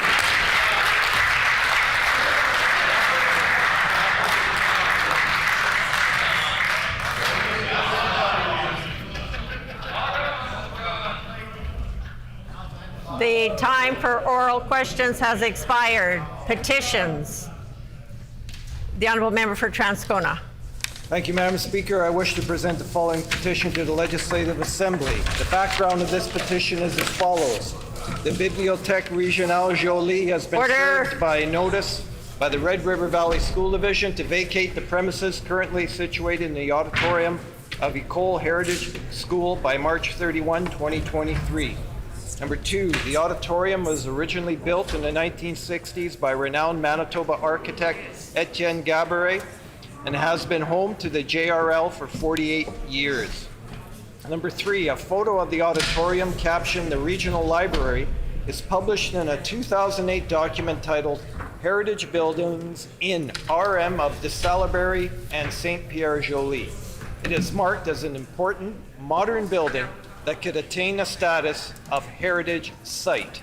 Number 4, the JRL and Red River Valley School Division have flourished from a mutually beneficial memorandum of understanding for 54 years. Number 5, their shared collection boasts over 50,000 books and has the 4th largest collection of French language literature in rural Manitoba. Number 6, students that are bused in from the neighboring municipalities that do not have a public library, such as Niverville, Grunthal, and Clearfield, are provided with free access to the public library and its 4th largest collection of French books in rural Manitoba during the school year. We petition the Legislative Assembly of Manitoba as follows. Number 1, to request the Minister of Labour, Consumer Protection and Government Services to consider granting the auditorium to the JRL by March 1st, 2023. Number 2, to request the Minister of Education to recognize the value that JRL provides to the student population of EHS as well as the communities of Village de St. Pierre Joly and the RM of de Salaberry. Number 3, to request the Minister of Education and Minister of Francophone Affairs to recognize that an MOU between Red River Valley and the JRL is mutually, financially, and culturally beneficial. Number 4, to request the Minister of Sport, Culture, and Heritage to recognize the heritage potential of this important building and its status in the community. And number 5, to request the Minister of Sport, Culture, and Heritage to prevent any renovations to the auditorium that would destroy and devaluate the architectural integrity of the building. And this petition is signed by many Manitobans. Thank you. In accordance with our Rule 132(6), when petitions are read, they are deemed to be received by the House. The Honourable Member for Burrows. Madam Speaker, I wish to present the following petition to the Legislative Assembly. To the Legislative Assembly of Manitoba, the background to this petition is as follows. The population of those aged 55 plus has grown to approximately 2,500 in the city of Thompson. A large percentage of people in this age group require necessary medical foot care and treatment. A large percentage of those who are elderly and or diabetic are also living on low incomes. The Northern Regional Health Authority previously provided essential medical foot care services to seniors and those living with diabetes until 2019, then subsequently cut the program after the last 2 nurses filling those positions retired. The number of seniors and those with diabetes has only continued to grow in Thompson and surrounding areas. There is no adequate medical care available in the city and region, whereas the city of Winnipeg has 14 medical foot care centers. The implications of inadequate or lack of podiatric care can lead to amputations. The city of Thompson also serves as a regional healthcare service provider, and the need for foot care extends beyond just those served in the capital city of the province. We petition the Legislative Assembly of Manitoba as follows: to urge the provincial government to provide the services of 2 nurses to restore essential medical foot care treatment to the city of Thompson effective April 1st, 2022. And this has been signed by many Manitobans. Thank you, Madam Speaker. The Honourable Member for Union Station. Thank you, Madam Speaker. I wish to present the following petition to the Legislative Assembly. To the Legislative Assembly of Manitoba, the background of this petition is as follows. 1. Across the province, many Manitobans continue to struggle with addictions, and the pandemic has led to even more death and worsened the ongoing public health crisis of opioid overdoses. 2. 372 Manitobans died from an overdose in 2020. That's over 1 a day and 87% higher than in 2019. 3. Manitoba is expected to exceed over 400 overdose deaths in 2021, but the data is not publicly available since the last public reporting of opioid deaths was published in 2019. 4. The data for overdose drug deaths from 2020 and 2021 was compiled through media inquiries, and this needs to change. 5. Access to timely data on the harms of drug helps to inform both government and stakeholders on where to take action and target resources needed in various communities. 6. Manitoba is the only province not providing regular, timely data to the federal government opioid information portal. 7. Manitobans deserve a government that takes the growing drug crisis seriously and will report the data publicly in a timely manner to target actions and allow for accountability. We petition the Legislative Assembly of Manitoba as follows: to urge the provincial government to enact Bill 217, the Fatality Inquiries Amendment Act overdose death reporting, to require the province to publish the number of drug overdose deaths as well as the type of drug on a government website in a timely fashion. This has been signed by many Manitobans.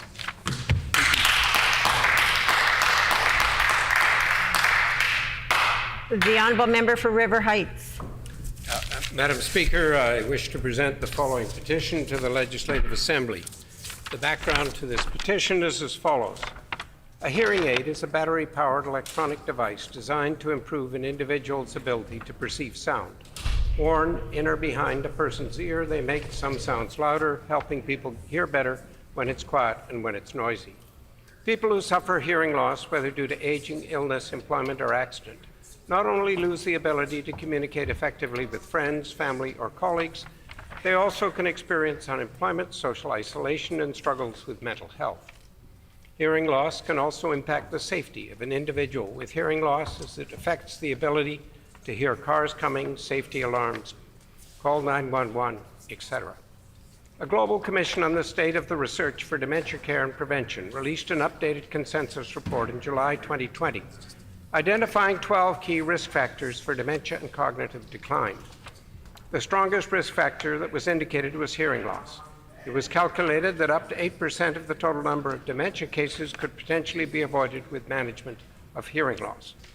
Hearing aids are therefore essential to the mental health and well-being of Manitobans. Order. Especially to those at significant risk of dementia, Alzheimer's, a disorder of the brain affecting cognition in the ever-growing senior population.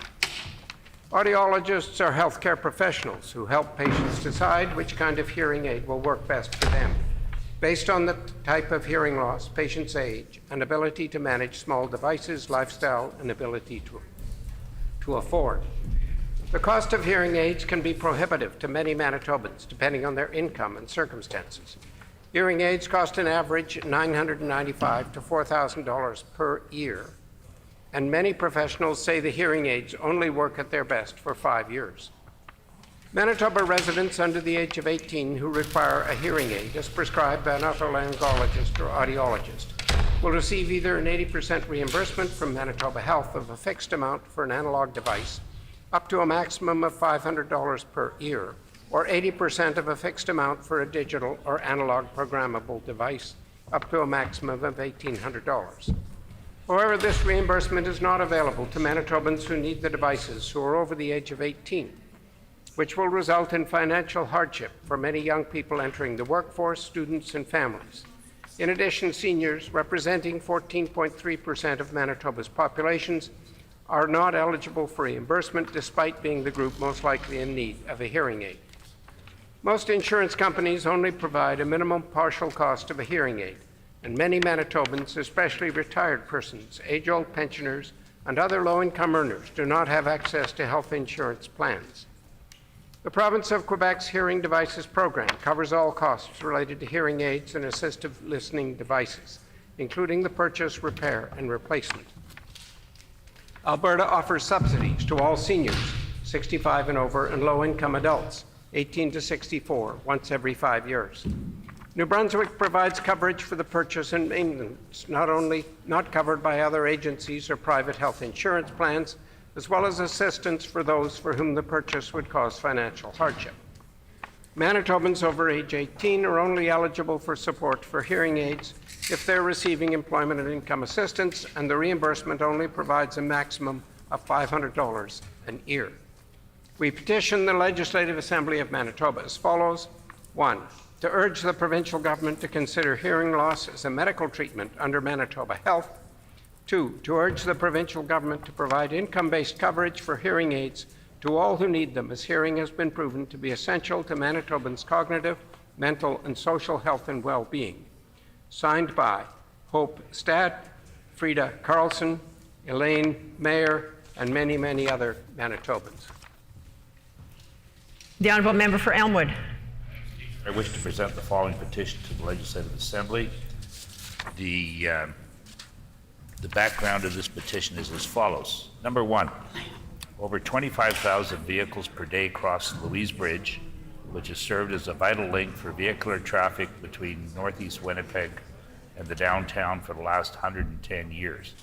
Number 2, the current structure will undoubtedly be declared unsafe in a few years, as it has deteriorated extensively, becoming functionally obsolete, subject to more frequent unplanned repairs, and cannot be widened to accommodate future traffic capacity.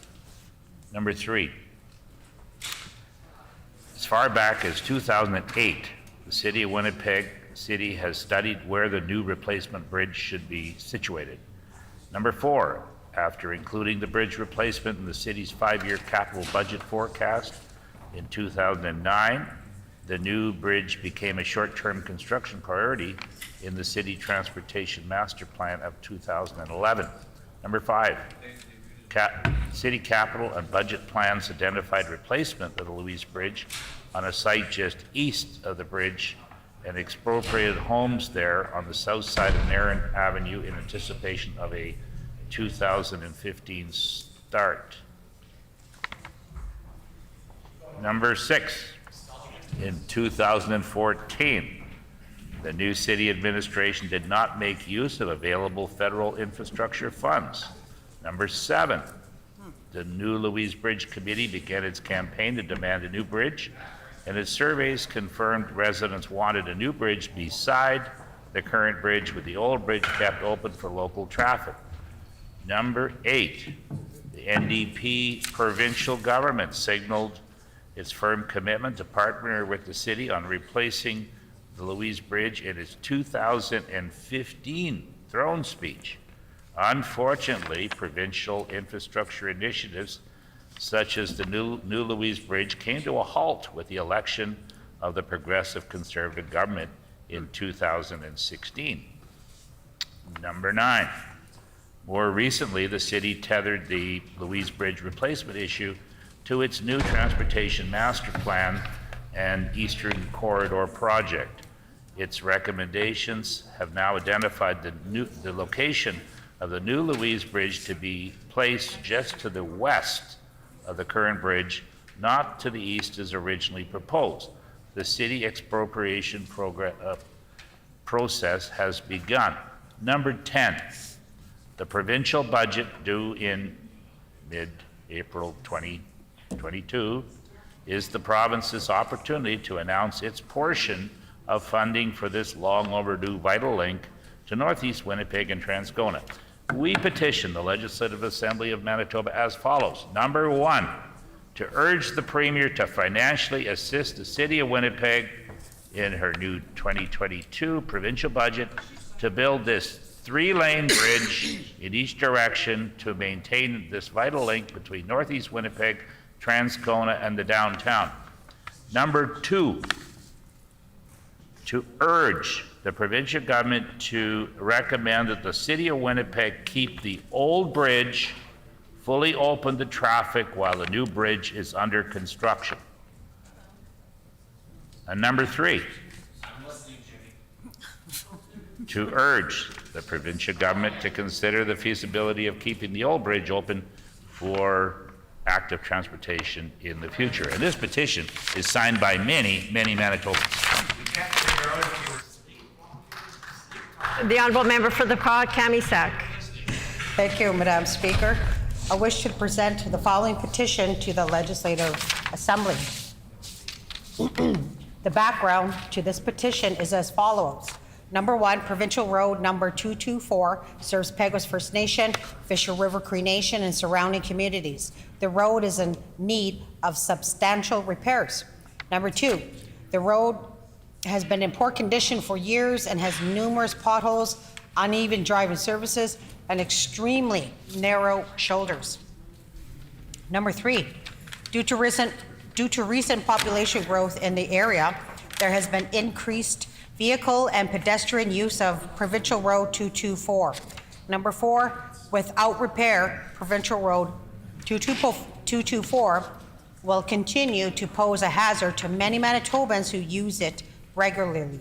Number five, concerned Manitobans are requesting that Provincial Road 224 be assessed and repaired urgently to improve safety for its users. We petition the Legislative Assembly of Manitoba as follows: to urge the Minister of Infrastructure to complete an assessment of Provincial Road 224 and implement the appropriate repairs using public funds as quickly as possible. This petition has been signed by many, many Manitobans. The Honourable Member for Notre Dame. Madame la Présidente, je désire présenter la pétition suivante à l'Assemblée législative. De l'Assemblée législative du Manitoba. Le contexte de cette pétition est le suivant. 1. La Bibliothèque régionale Jolie Regional Library GBRG a été avisée par la division scolaire Vallée de la Rivière Rouge DSVRR de libérer les locaux actuellement situés dans l'auditorium de l'École Heritage School EHS d'ici le 31 mars 2023. 2. L'auditorium a été construit dans les années 1960 par le célèbre architecte manitobain Étienne Gabory et BRG y est installé depuis 48 ans. 3. Une photo de l'auditorium intitulée La Bibliothèque régionale est publiée dans un document de 2008 intitulé Bâtiments patrimoniaux des MR de Salaberry et Saint-Pierre-Joly. Il est indiqué qu'il s'agit de bâtiments modernes importants qui pourraient atteindre le statut de site patrimonial. 4. BRG et DSVRR ont prospéré grâce à un protocole d'entente mutuellement bénéfique pendant 54 ans. 5. Leur collection commune compte plus de 50 000 livres et possède la 4e plus grande collection de littérature de langue française dans la région rurale du Manitoba. 6. Les élèves qui sont transportés par autobus de municipalités voisines qui n'ont pas de bibliothèque publique comme Neverville, Grenfell et Kleefeld ont accès gratuitement à la bibliothèque publique et à sa 4e plus grande collection de livres en français dans la région rurale du Manitoba pendant l'année scolaire. Nous présentons à l'Assemblée législative du Manitoba la pétition suivante. 1. De demander au ministre du Travail, de la Protection des consommateurs et des essais gouvernementaux d'envisager de concéder l'auditorium à la BRG d'ici le 1er mars 2023. 2.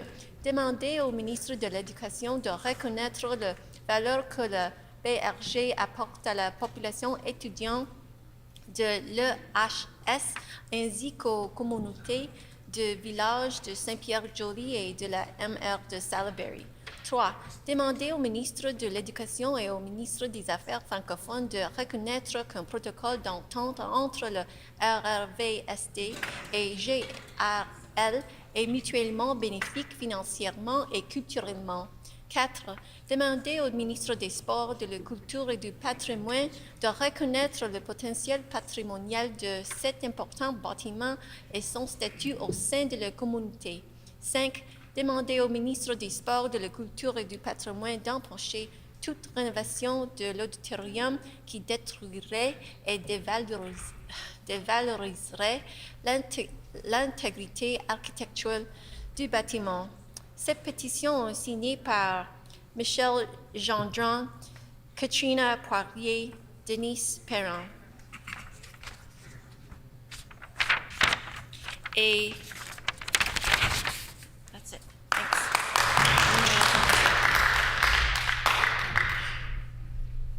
The Honourable Member for St. Vital. Thank you, Madam Speaker. I wish to present the following petition to the Legislative Assembly.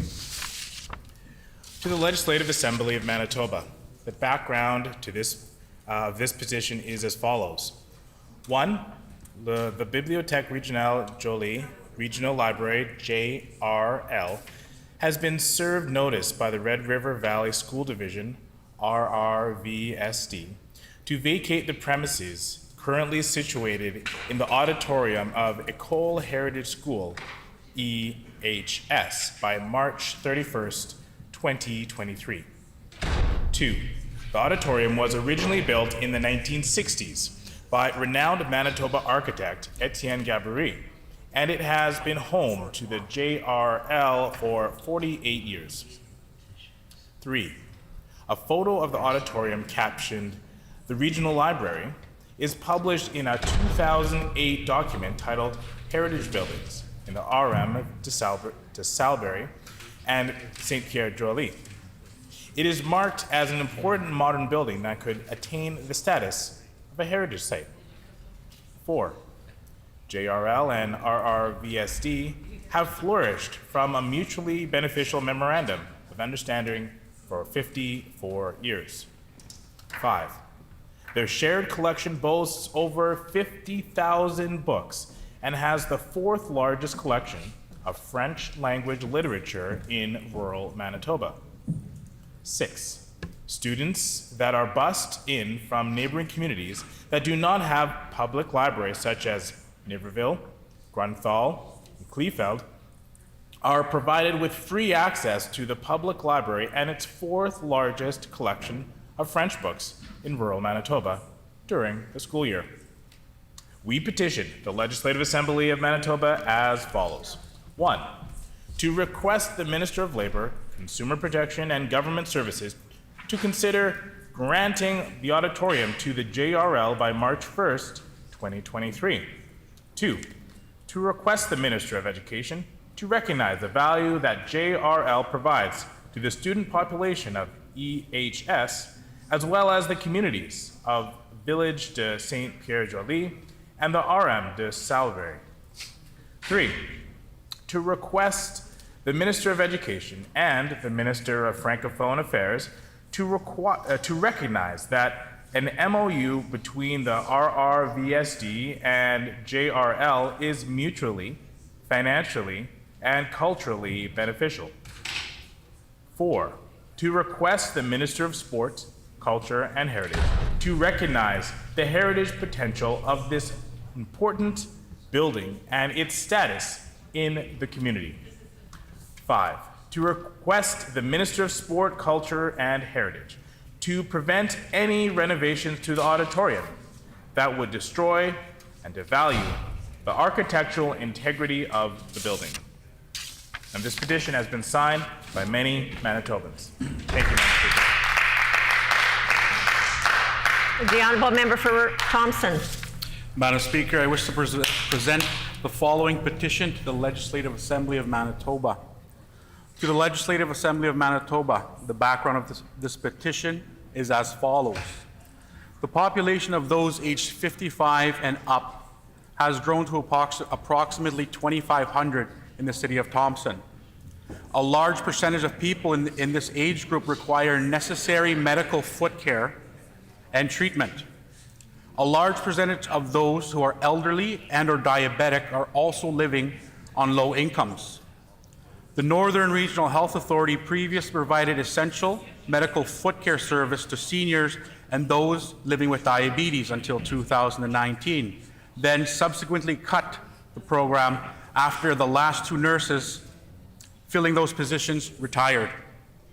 The number of seniors with those with diabetes have only continued to grow in Thompson and surrounding areas. There is no adequate medical care available in the city and the region, whereas the city of Winnipeg has 14 medical foot care centers. The implications and inadequate or lack of podiatric care can lead to amputations.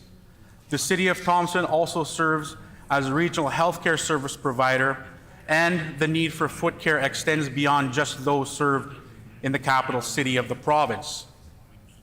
we petition the Legislative Assembly of Manitoba as follows: to urge the provincial government to provide the services of 2 nurses to restore essential medical foot care treatment in the city of Thompson, effective April 1st, 2022. This has been signed by many, many Manitobans.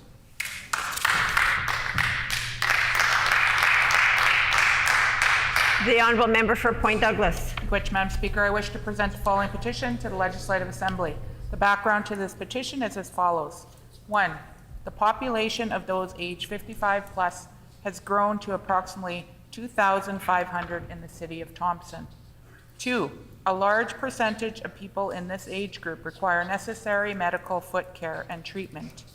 3.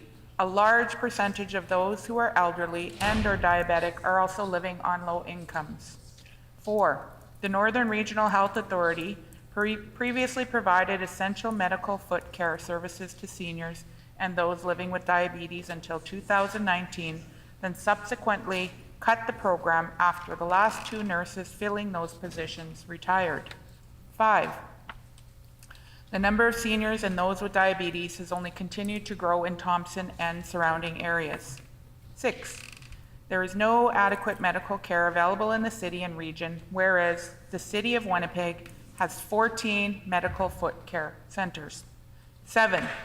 The implications of inadequate or lack of pediatric care can lead to amputations. 8. The city of Thompson also serves as a regional healthcare service provider, and the need for foot care extends beyond just those served in a capital city of the province. We petition the Legislative Assembly of Manitoba as follows: to urge the provincial government to provide the services of 2 nurses to restore essential medical foot care treatment to the city of Thompson, effective April 1st, 2022. And this has been signed by Steve Prubal, Darlene Beardy, Greg Stott, and many other Manitobans.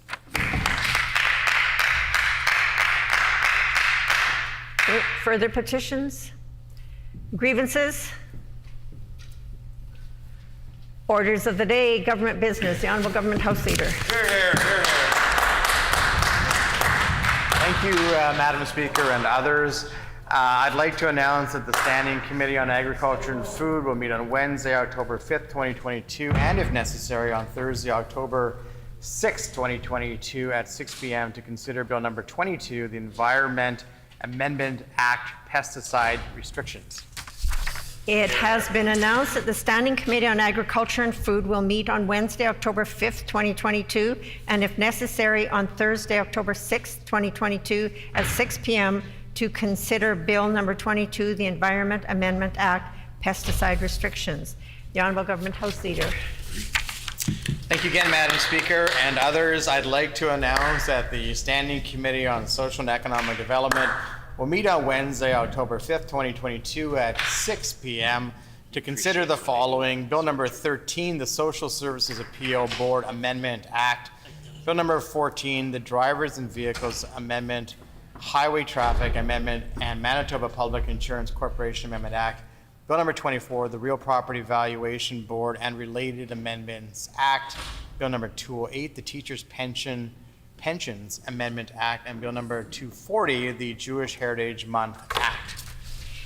It has been announced that the Standing Committee on Social and Economic Development will meet on Wednesday, October 5th, 2022 at 6 p.m. to consider the following: Bill 13, the Social Services Appeal Board Amendment Act; Bill 14, the Drivers and Vehicles Amendment, Highway Traffic Amendment, and Manitoba Public Insurance Corporation Amendment Act; Bill 24, the Real Property Valuation Board and Related Amendments Act; Bill 208, the Teachers Pensions Amendment Act; and Bill 240, the Jewish Heritage Month Act.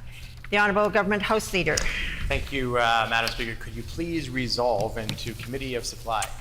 It has been announced that the House will consider estimates this afternoon. The House will now resolve into Committee of Supply. Mr. Deputy Speaker, please take the chair.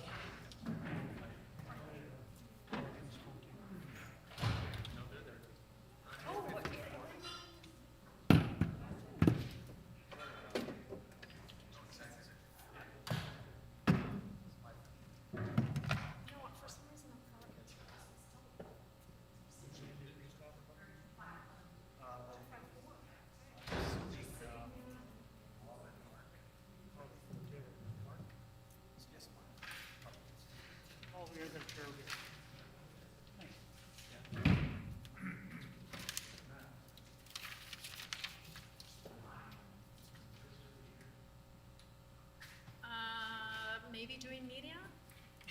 I'm not sure. Matt, where's He's ready to go.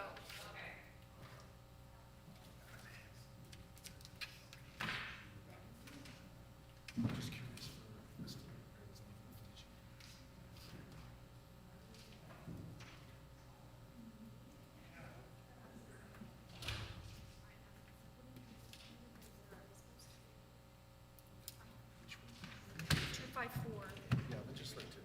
Okay. Thanks. Okay.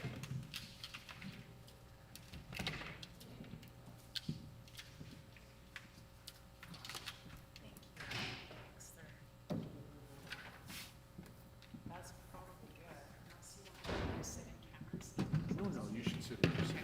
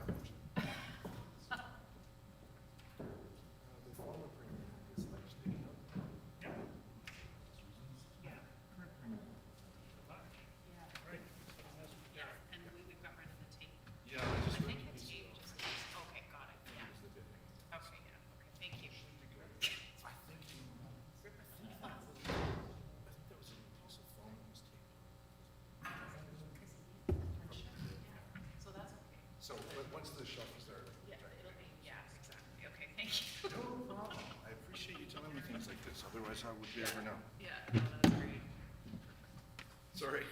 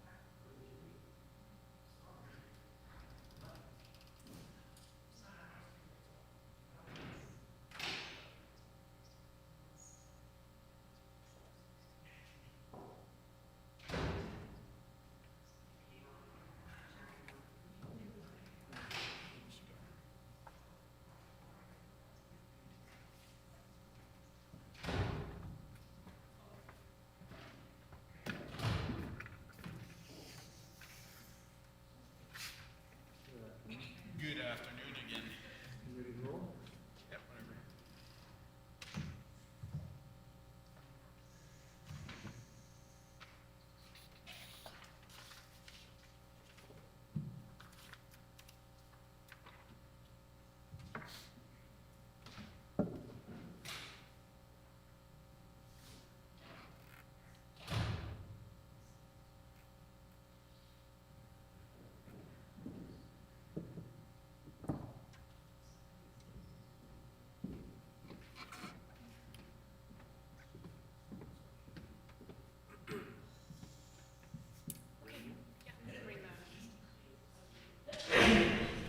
At your convenience. Will the Committee of Supply please come to order? This section of the Committee of Supply will now resume consideration of the estimates of Executive Council. At this time, we invite Ministerial and Opposition staff to enter the chamber, and we ask the members to please introduce their staff in attendance. As previously stated, in accordance with Sub-Rule 7716, during the consideration of departmental estimates, questioning for each department shall proceed in a global manner. The floor is now open for questions. I think maybe before we do that, we'll allow for some introductions. We'll just let the staff come in. And if either the First Minister or the Leader of the Official Opposition wishes to introduce their staff, you may do so now. Honourable First Minister. Thank you, Mr. Chair. Just to introduce our staff, I have Mr. Don Leach, who is the Clerk of Executive Council with us today, as well as Mr. Phil Hood, who is the Chief of Staff.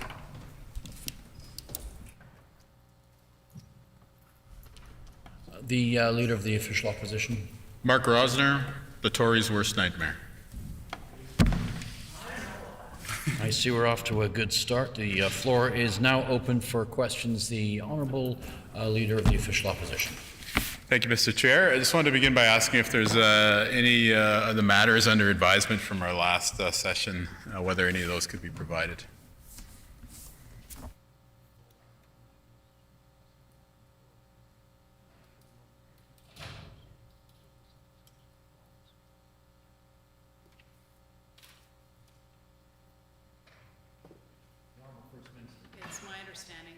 Sorry, I have to say for my microphone, my mic was not. Okay. The Honourable First Minister. Thank you, Mr. Chair. It's my understanding that all of that information has been forwarded on to the appropriate individuals who are responsible for disseminating that information.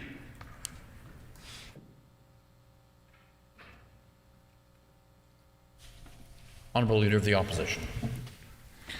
Can the Premier tell this committee if Cabinet will approve a general rate application for Manitoba Hydro this year?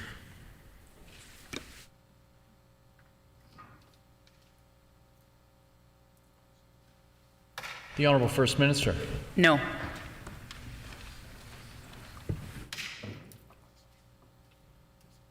Honourable Leader of the Official Opposition. Does the Premier intend to direct Manitoba Hydro to file a general rate application this November, given that her predecessor, the member for Steinbach, directed Hydro by order in council to file an application last year? Honourable First Minister. No, we will not be directing Manitoba Hydro to file a rate application or anything. That's up to them. That's under their purview. And I will leave it at that. Honourable Leader of the Official Opposition. Can the Premier tell this House if Manitoba Hydro intends to file a general rate application before November 15th of this year? Honourable First Minister. Leader of the Opposition will have to ask Manitoba Hydro that. Honourable Leader of the Official Opposition. Does the Premier intend to pass Bill 36, past third reading? Honourable First Minister. Yes, we do. Honourable Leader of the Official Opposition. That's a mistake. The PCMLAs are going to hear about the 5% rate increase every time they knock on a door for the next year. There was a first quarter update from the Finance Minister last week. Did that update include any forecasts regarding increased hydro rates? Honourable First Minister. Well, first off, Bill 36, the Leader of the Opposition is fear-mongering Manitobans once again, and I will say that what this bill does, I've said it before, I'll say it again, and I would suggest that the Leader of the Opposition reads the bill again. The bill is before the House now. There's an opportunity to read it again. It does protect ratepayers from inflation. And inflationary pressures out there. So it is the lesser of 5% or inflation which protects Manitobans.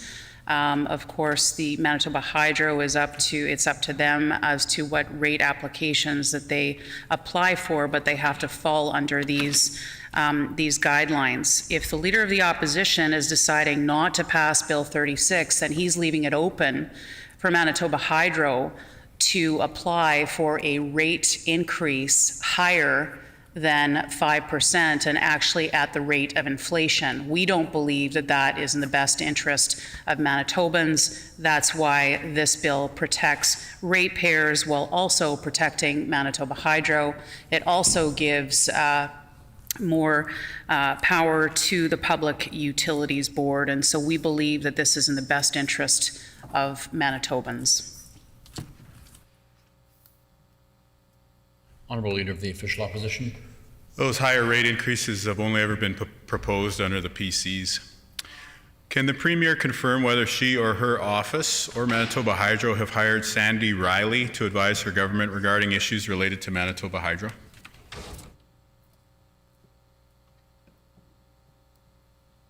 Honourable First Minister. The Leader of the Opposition is wrong once again. There were, I believe, at least 3 different occasions back under the previous NDP government where there were increases to Manitoba Hydro ratepayers of 5%. So the Leader of the Opposition is just plain wrong.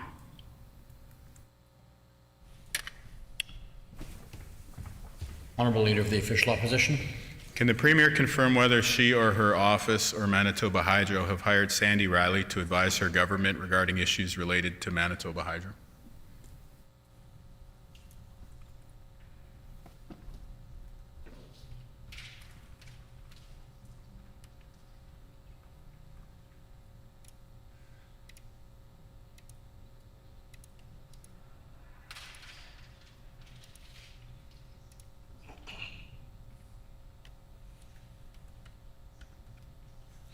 The Honourable First Minister. Mr. Riley is providing advice to the Minister of Finance on Manitoba Hydro with no remuneration.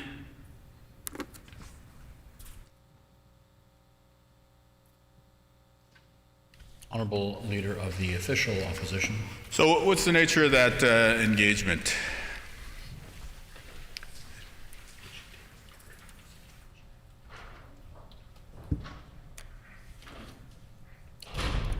Honourable First Minister. Not sure I understand the question. If the Leader of the Opposition could elaborate on what he's trying to get at here.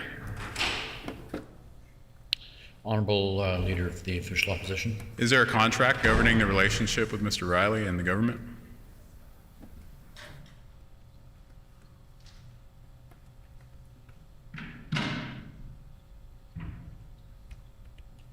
Honourable First Minister. There is no contract and there is no compensation.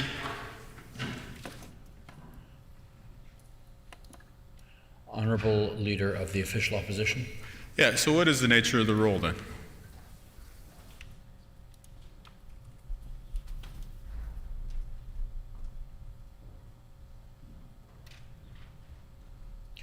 Honourable First Minister.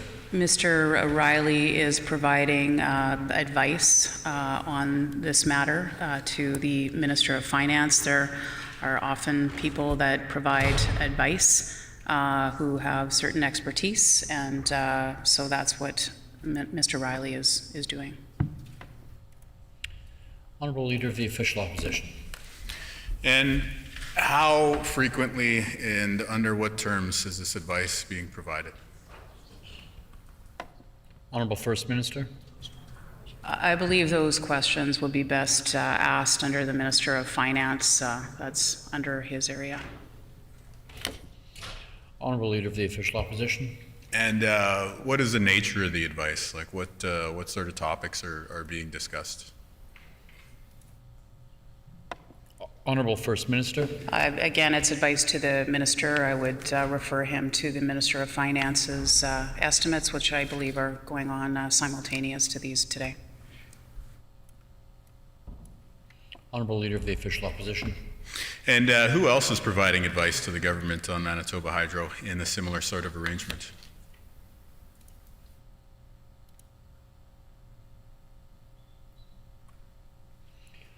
Honourable First Minister. Again, I'm not aware of anyone else that's providing advice in a similar arrangement. So again, that question would be best asked of the Minister of Finance and those estimates. Honourable Leader of the Official Opposition. And so what's the background of this arrangement? How did this come about?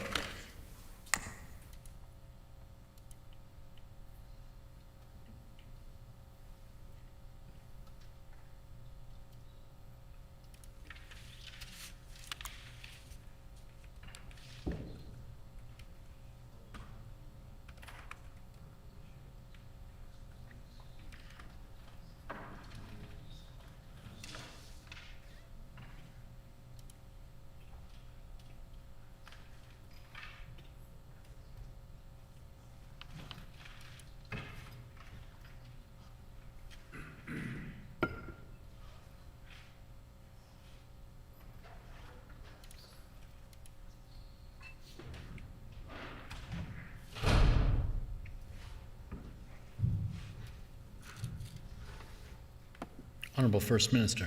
The Leader of the Opposition will know that Mr. Riley has extensive experience in capital markets and financing.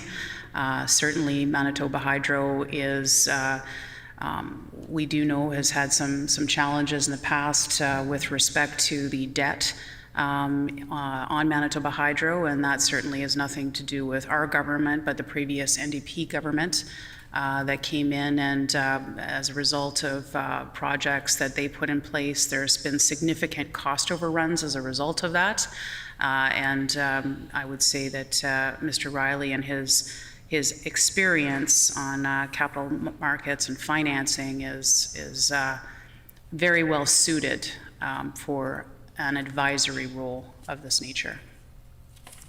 Honorable Leader of the Official Opposition. But what is the background? Like, how did this come about? Who reached out to whom? According to what timeline? How did this advisory relationship get struck?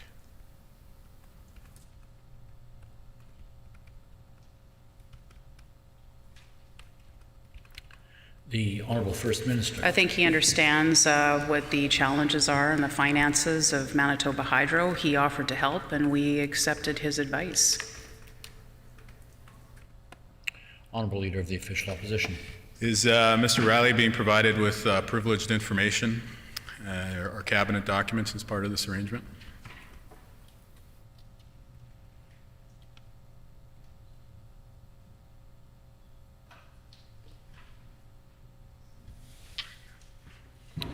Honorable First Minister. No, he's not privy to cabinet documents, and he's signed a letter of confidentiality.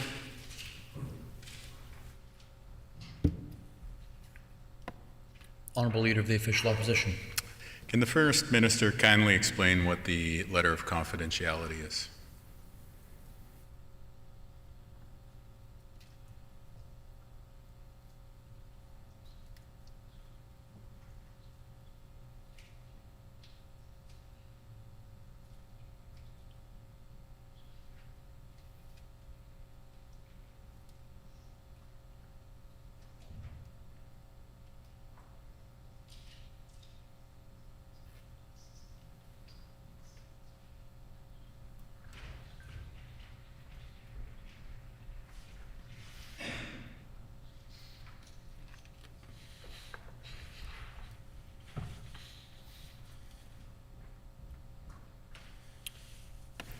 The Honorable First Minister. Mr. Riley has signed a standard letter of confidentiality similar to what would be signed in the event that a consultant is brought on board. Honorable Leader of the Official Opposition. This agreement sounds like a contract, though perhaps not a contract for remuneration. Would the First Minister kindly table the letter of confidentiality?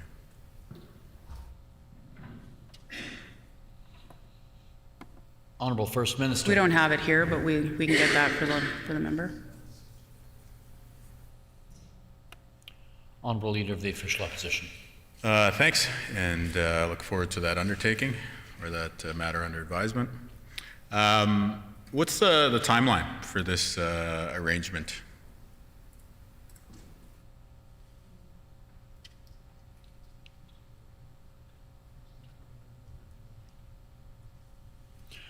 Honorable First Minister. Again, this is an advisory role, so it's ongoing. There is no termination date that's specified.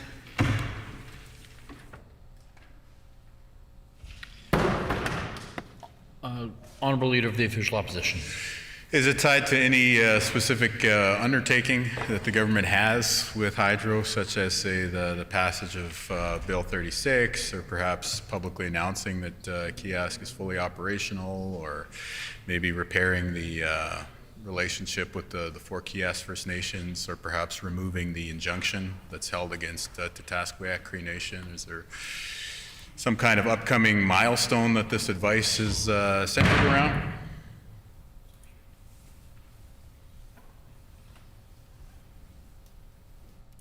Honorable First Minister. All I know, I mean, Mr. Riley is providing advice to the minister on issues related to Manitoba Hydro.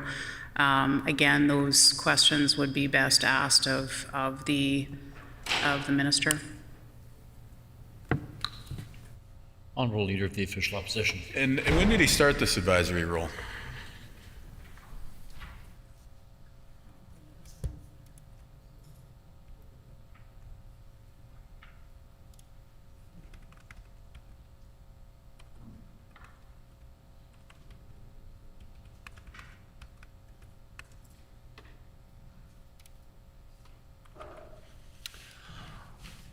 Honourable First Minister. I don't have that exact date here today, but we can endeavour to get that for the member. The Honourable Leader of the Official Opposition. Okay, thank you. Does the Premier support the implementation of all the recommendations of the Wall Commission?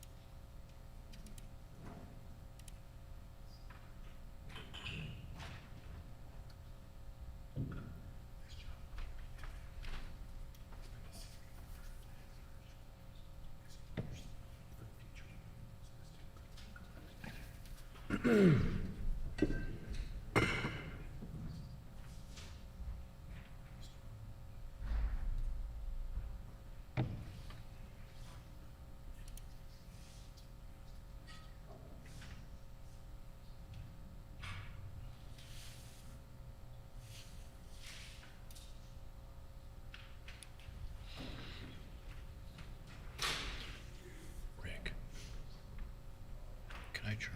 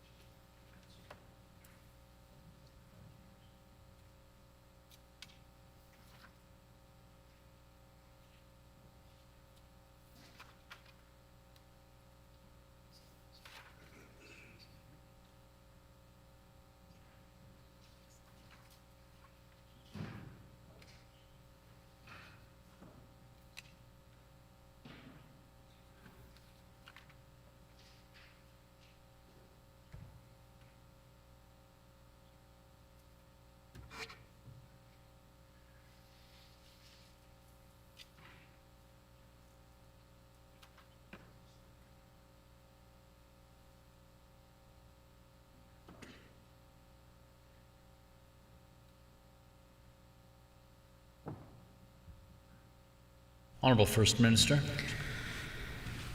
So the Wall review was advice that was provided to government, and obviously we take those, recommendations under consideration. And if the recommendations make sense and we believe are in the best interest of Manitobans, we'll act on those. It doesn't necessarily mean we will act on all, but again, those are still things that are under review now. Honourable Leader of the Official Opposition. What's the timeline for that review of the Wall Commission recommendations?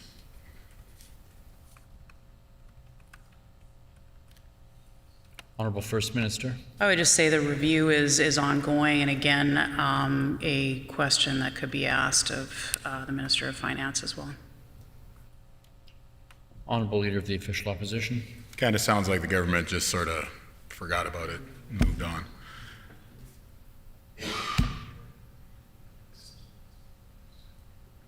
Will the Premier publicly report on the implementation of the Wall Commission's recommendations?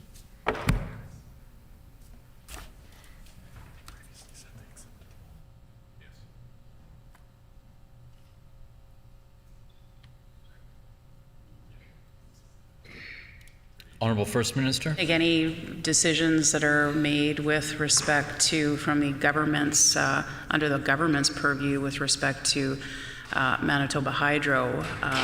Those announcements will be made in due course by the Minister of Finance.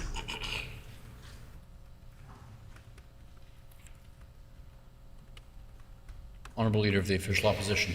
The government had previously said that they were accepting all the recommendations, and today the Premier said not necessarily would all the recommendations move forward. So this is a pretty expensive report that the government commissioned by somebody who does not have expertise in hydroelectricity, I would add.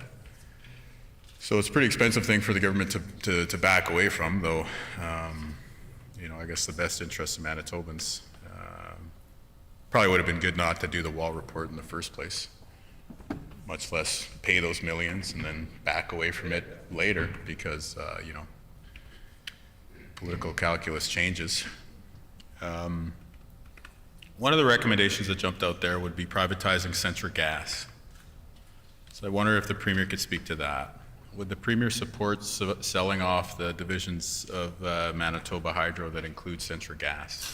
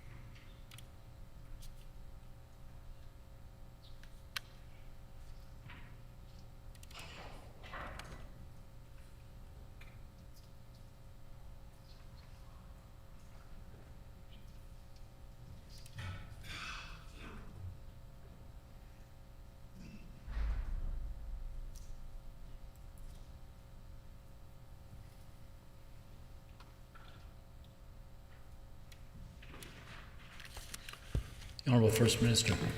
So the Leader of the Opposition will know that I came into this role about 11 months ago, and there were a number of things that were reviewed. He'll recall that we pulled five bills off the table, one including Bill 34, the education bill, and we're reviewing and looking at ways to change those things and to make it better for consumers and for Manitobans, and certainly in the way of Bill 34 to make it better for the education of our children.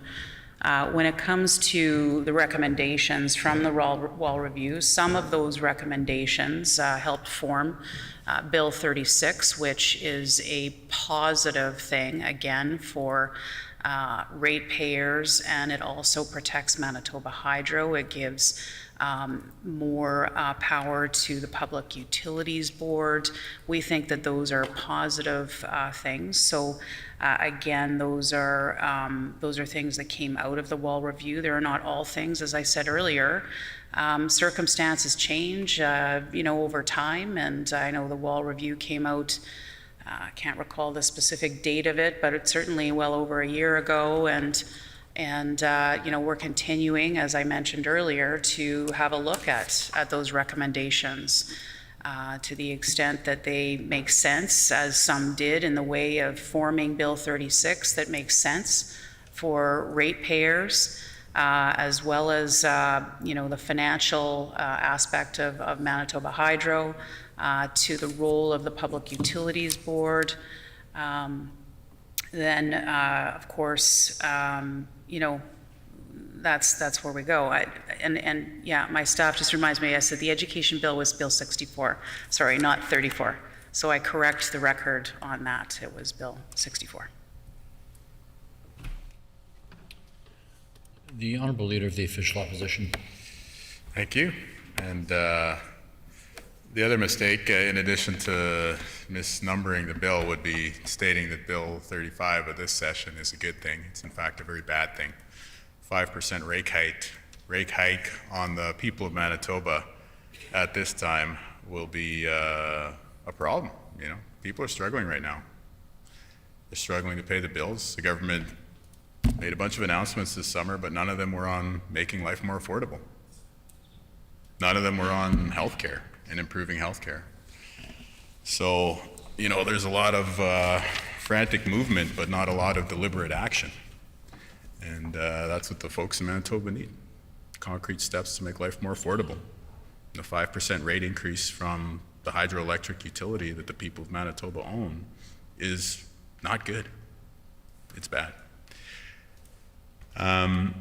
When we look at the process following up from the public presentation of the Wall report, the government committed on June 18th, 2021 to a formal process to implement all recommendations.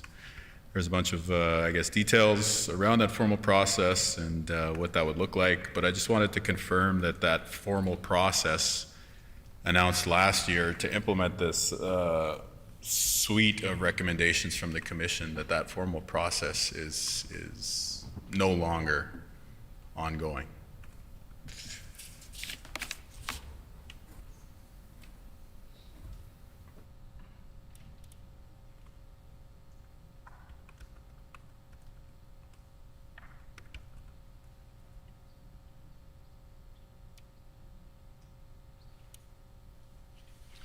The Honourable First Minister.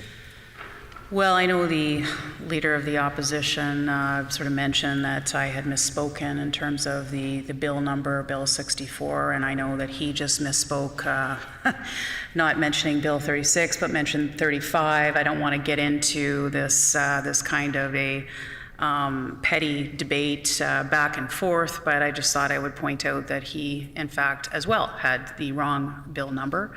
So I will just point that out to him. When it comes to the recommendations and something that happened in June of 2021, I believe the member is talking about, you know, there's a lot of that has changed since that period of time. We will continue to, again, have the lens of looking at listening to Manitobans, obviously, you know, taking action on their behalf when it makes sense.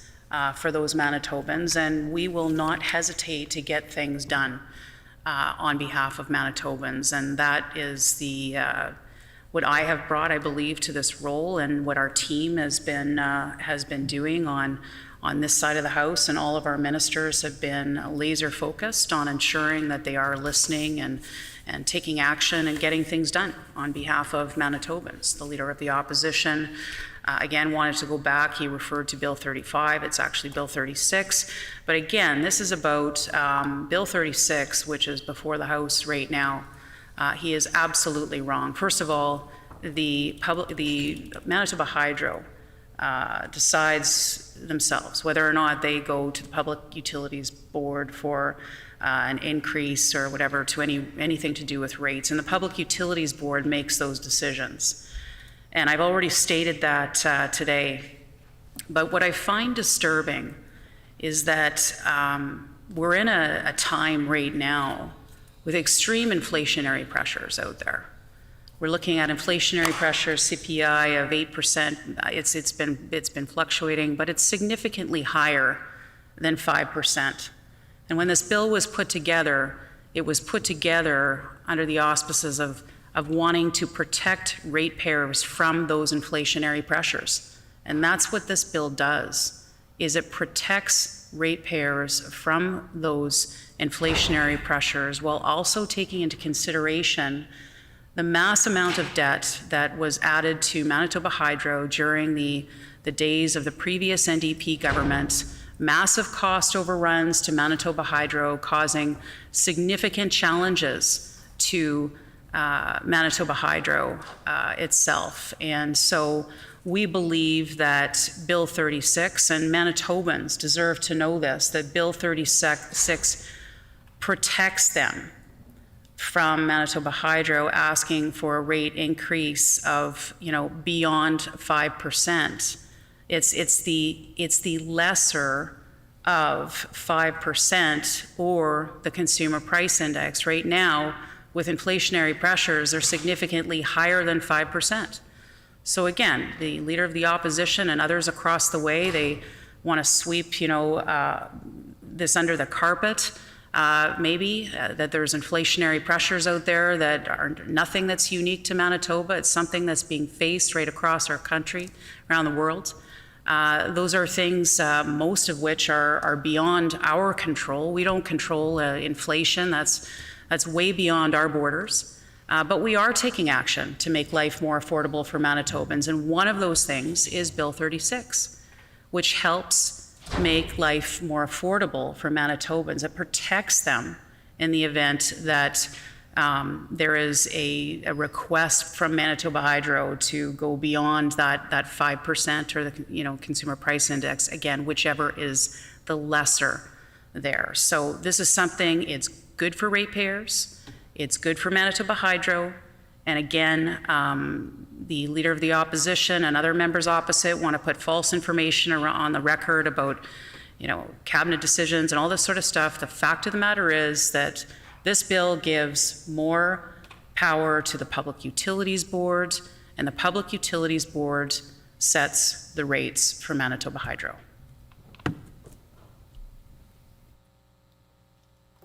The Honourable Leader of the Official Opposition. A 5% rate increase on people's Manitoba Hydro bills is not good. Beyond making life more difficult for Manitobans, it will also stoke inflationary pressures. 8% inflation is taking place in Manitoba right now. When you add another 5% in input costs for those upstream price determinants that use Manitoba Hydro, that's going to increase costs further. So not only will Manitobans be paying another 5% on their hydro bill, not only will those Manitobans get a reminder each month in the form of a hydro bill that the PC government is bringing in these higher rates, they'll also have to go and buy goods and services that have more expensive hydro costs baked into them. So this is an argument that I don't think the PCs are going to win. If they continue to insist on Bill 36, which is much the same as Mr. Pallister's Bill 35 the year prior, I think Manitobans are going to be quite upset with the higher costs that are being pushed on them. Beyond that, we know that this bill significantly weakens the Public Utilities Board. Public Utilities Board is the only thing that prevented this PC government from implementing an 8% rate hike. Public Utilities Board said that was unreasonable and sent back a much lower number. Of course, we know that this premier, the last premier, all the cabinet, and the caucus cheerleaded that 8% rate hike, and that was a mistake also. So we see that the decision-making when it comes to hydro with the PCs is not on the side of Manitobans. I think we can say fairly. Public Utilities Board is an important protector of the ratepayers out there, but Bill 36 will reduce its ability to make decisions with the necessary freedom and latitude to protect low rates for Manitobans. It will also make it more difficult for interveners to appear before the Public Utilities Board. And certainly that gets in the way of free democratic participation in this important public body, but it also reduces the ability of folks such as the voice of consumers and the voice of industry from being able to make their case before the Public Utilities Board as to why a 5% rate hike this year or next is a mistake. So we've been very consistent and pointed out the flaws of Bill 36 insofar as it also mirrors the mistakes in Bill 35. We're very proud of the fact we support a free and public Manitoba Hydro and a public utilities board that is free to weigh all of these various factors in the name of protecting Manitobans. And we've seen time and time again the PCs kind of bring forward these arguments trying to attack the PUB, and they tend to fall flat because at the end of the day, the argument the PCs are bringing forward is they want to increase rates by 5%. And Manitobans are going to get a reminder of that each and every month on their hydro bills. When we talk about some of the bad decision-making the PCs have made with hydro, you know, the Wall report is one of them, commissioning it in the first place and then spending all that money on it. But beyond hiring somebody without an expertise in hydroelectricity and paying them millions of dollars to conduct a report that is not going to be used by the government, I would also question some of the public statements that current ministers of the Crown have made on the implementation of those recommendations.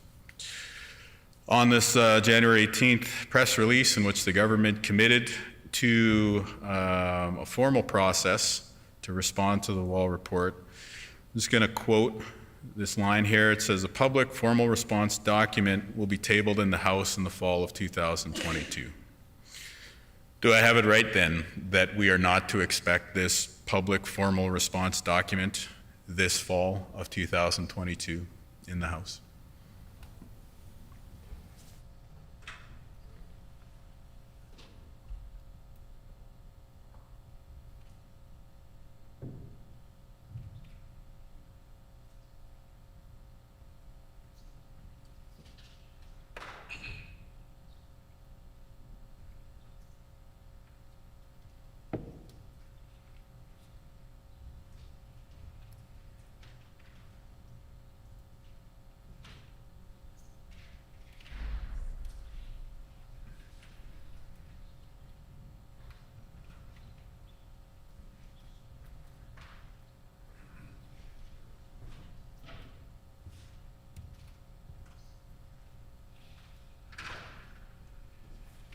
The Honourable First Minister. Well, I think it's important to note for Manitobans that the only individual and the only party that is calling for a 5% rate hike is the Leader of the Opposition and the NDP. Nowhere have I said, or anyone on this side of the House said that they want a 5% rate increase. What we want is to protect Manitobans from inflationary pressures out there that are very significant and not unique to Manitoba.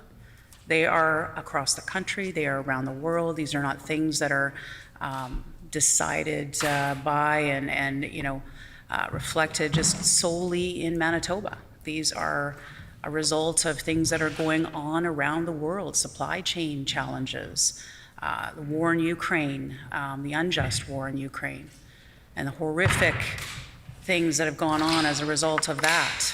These are all situations that have caused inflationary pressures across our country, around the world, and here in Manitoba. We recognize that, of course, and that's why we put a cap on that in Bill 36. If there was no cap there, then it could be anything. So what we're doing is protecting ratepayers by putting a cap there. But it seems that the Leader of the Opposition seems to be the only one who's talking about a 5% rate increase. I guess the Leader of the Opposition wants a 5% rate increase, and he's just going to approve that himself, not go through the Public Utilities Board. He's just decided that it's going to be a 5% rate increase for Manitobans. Well, we disagree with that. We want to put a cap on it to protect the ratepayers in our province, and that's exactly what Bill 36 does. The Leader of the Opposition knows it, and he knows that when members opposite vote against this, which they did just the other day, that they are voting against the protection of ratepayers in Manitoba. And to me, that's very unfortunate. To us, on this side of the House, that's very unfortunate, because we want to do whatever we can to ensure that the absolute maximum is either the lesser of 5% or the rate of inflation, or less than 5%. Again, that's a cap. And the only person that's talking about a 5% increase, for the record, is the Leader of the Opposition and members opposite. We want to see that less than that. But of course, we look at, Manitoba Hydro is the one that puts forward their rate applications through the Independent Public Utilities Board. They make the decisions based on taking into consideration all different factors. What we've done in Bill 36 is just ensure that there's a cap on that to make sure that we protect ratepayers in the province of Manitoba, the hydro ratepayers. So again, it's unfortunate where the Leader of the Opposition and the NDP want to make life less affordable for Manitobans. And we do know that in the past, they raised the PST in the past to make life less affordable for Manitobans. They've jacked up taxes. There hasn't been a tax out there. I think it was 13 or 14 years in a row that they increased taxes when they were in power, making life less affordable for Manitobans. So we know exactly what would happen if the NDP were to get back into power in this province. They would make life less affordable because that's their track record. That's what they do. And so they're doing that with Manitoba Hydro now. They're doing that with everything. In fact, they don't even really have a plan on affordability. We've been out with a plan, a very good plan, to help those in need in Manitoba who are suffering as a result of inflationary pressures out there. We have been making life more affordable for Manitobans. I think what's unfortunate, and I know the Leader of the Opposition wants to laugh in his seat and others across the way. It's not a laughing matter. It's a very serious issue. Manitobans are having trouble making ends meet, and we are making sure that we're bringing forth policies that will make life more affordable for them, like the minimum wage increase, which we have gone forward with, like back-to-school support for families with net annual income of under $175,000 and kids under 18 years old as they get back to school, $250 for the first child, $200 for each child thereafter. Mr. Deputy Speaker, Mr. Chair, I can go on and on about how we are making life more affordable for Manitobans, and I will continue to do so because we will protect Manitobans. Well, the NDP just want to increase. First Minister's time has expired.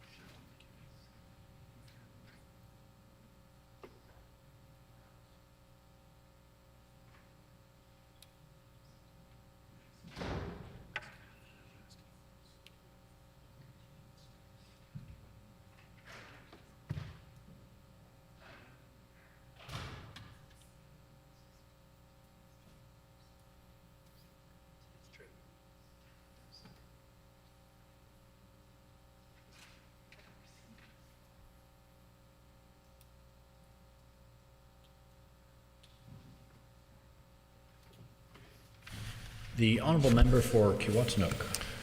Thank you, Mr. Chair. In regards to the First Nations agreements with Kias Generating Station, does the Premier believe the current agreement between different First Nations and Manitoba Hydro with respect to the Kias Generating Station is fair?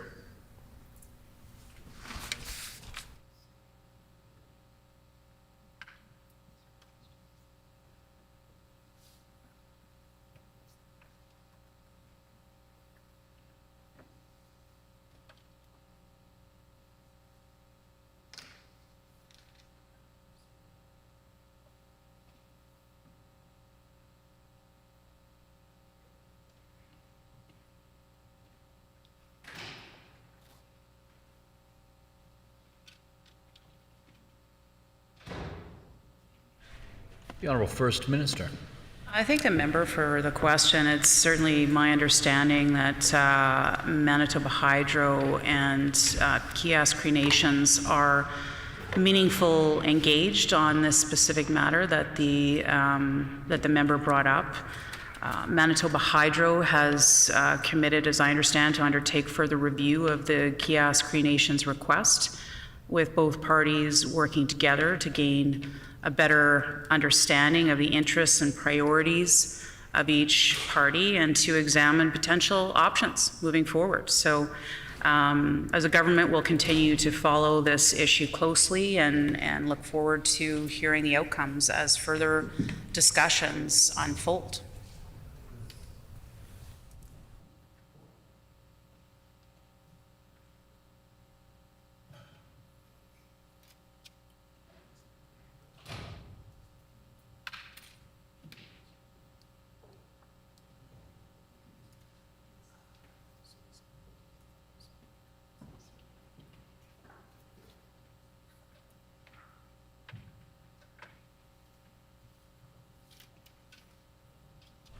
The Honourable Member for Kiewit-Snook. Thank you, Mr. Chair. I'm just wondering if the First Minister can say if it's Hydro's intention to remove the injunction against the Tustasqueat Cree Nation.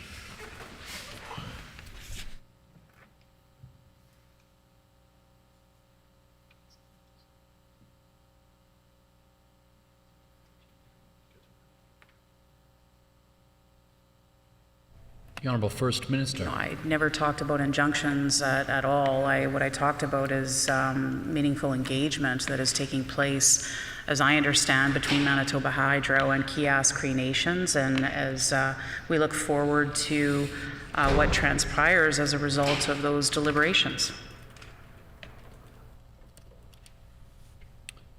The Honourable Leader of the Official Opposition. Yeah, there's an injunction in place between, from Hydro towards the chief and the community of TCN. Government has the power under the Crown Corporations Governance and Accountability Act to direct Hydro to ditch the injunction. So will the government do so? The Honourable First Minister. Once again, I mean, the Leader of the Opposition on one hand is telling us not to get involved in Manitoba Hydro, not to interfere in Manitoba Hydro, and now they're telling us that we should be interfering. You know, the Leader of the Opposition can't have it both ways, okay? These are issues that are being dealt with Manitoba Hydro, and that's where they remain. But again, the Leader of the Opposition can't have it both ways. Honourable Leader of the Official Opposition. Seems to be selective involvement on the part of the PCs. Manitoba Hydro tells us that they require a directive under the CCGA to get rid of this injunction. Will the PCs issue a directive like that? Honourable First Minister. Selective, speaking of being selected, Mr. Chair, selective on whether or not we should be interfering. One day they're saying we should be interfering in Manitoba Hydro, then they're saying we shouldn't be interfering in Manitoba. You know, which is it? Again, speaking of being selective, the member opposite is obviously being selective. We believe that we're not going to interfere in Manitoba Hydro. Again, with those deliberations that are taking place between Manitoba Hydro and the Kiosk Cree Nations, we want to ensure that there is meaningful engagement there, as we understand there is, and we look forward to the outcomes of that. The Honourable Leader of the Official Opposition. So the press release from June 18th, 2021, in which the government committed to a formal process to implement the recommendations of the Wall Report, which includes, the recommendations include privatizing subsidiaries of Manitoba Hydro, for the record. The government committed to a public formal response document being tabled in the House in the fall of 2022. Is that public formal response document going to be tabled in the House this fall of 2022? The Honourable First Minister. Well, I already mentioned to the Leader of the Opposition that, again, the Wall Report acts as some recommendations and advice to the government, and we'll continue to review the report. And again, where where things make sense to move forward in the best interest of Manitobans, we'll take action as we have with respect to Bill 36. And we'll continue to ensure that we're listening to Manitobans, we're taking action on their behalf, and we're getting things done. But certainly when it comes to this review, it's advice to government, and we'll continue to look at it as advice and implement things moving forward where they make sense and they're in the best interest of Manitobans. It's common sense. The Honourable Leader of the Official Opposition. The same June 18th, 2021 press release says that the minister provided a directive to Manitoba Hydro under the Crown Corporations Governance Accountability Act to implement the 51 recommendations outlined in the Wall report. This directive has not been rescinded. Does the government plan to rescind this directive, or are they going to continue with the implementation of all the Wall report recommendations? The Honourable First Minister. Again, the Wall report acts as a advice to our government, and again, I appreciate Mr. Wall's work and effort that he put in to putting this report together. And I think, again, there are some very good things in there that have put in place that help form Bill 36 for us. And I think those are positive things with respect to, for ratepayers of Manitoba Hydro. And we'll continue to look at the document as advice to government and take action where it makes sense. The Honourable Leader of the Official Opposition. So there's a directive from this government to Hydro to implement the Wall report recommendations. What's going to happen with that directive? Is that going to be left in place to implement all the recommendations, or are they going to rescind it?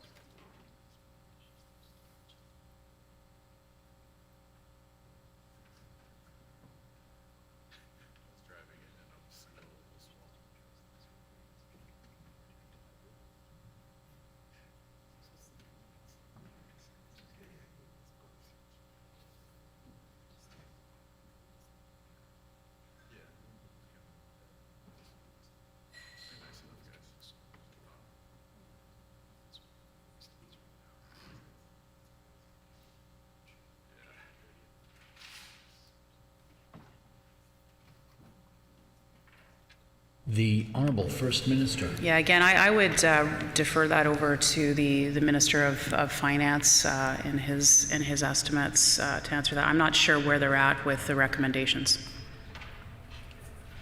The Honourable Leader of the Official Opposition.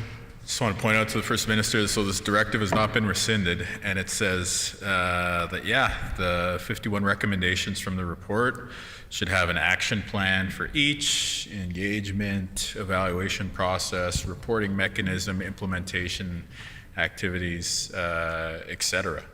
So does the Premier plan to leave this directive on the books, or is this going to be rescinded?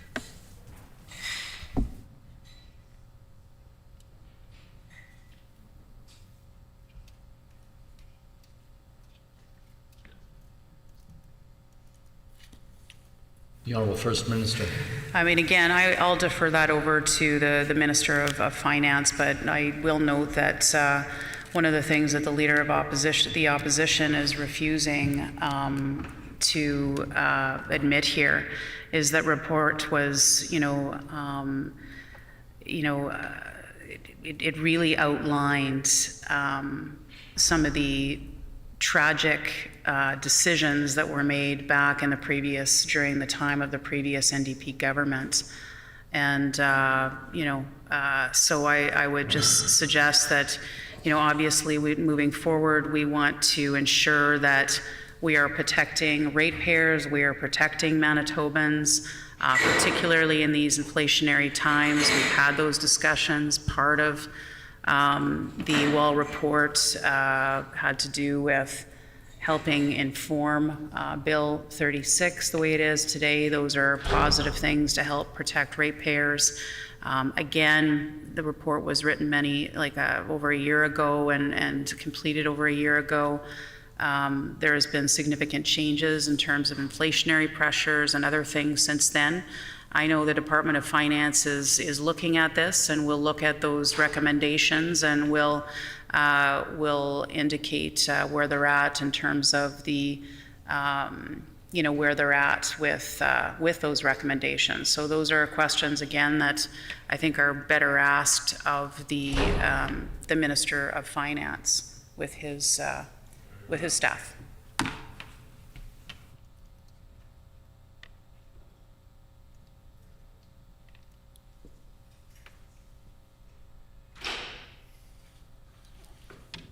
The Honourable Member for St. Boniface.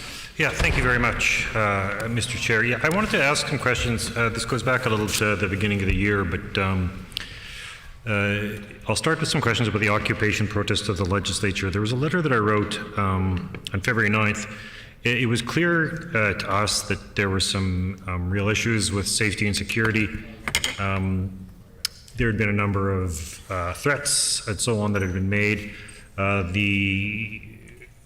The protest itself that's set up outside the Legislature called themselves an occupation protest. They said that counter-protesters would be asked to leave, and they said their plan was to peacefully protest and occupy the area. Now, one of the big concerns for us was, which really surprised me, and I asked for some clarification, and I hope I can get it today. At one point, the City of Winnipeg and the Winnipeg Police Service tweeted that the Charter of Rights protects every citizen's rights to peacefully gather. This supersedes the Traffic Act and city bylaws, and I believe also that the Premier said that the provincial government doesn't have jurisdiction in civic protests. And I checked with a couple of lawyers just to see whether that's actually the case, and it's not. It's established precedent under R.V. LeConte. Section 2C guarantees the right to peaceful assembly. It does not protect riots and gatherings that seriously disturb the peace. And another ruling, it stated the right to freedom of assembly, along with freedom of expression, does not include the right to physically impede or blockade lawful activities.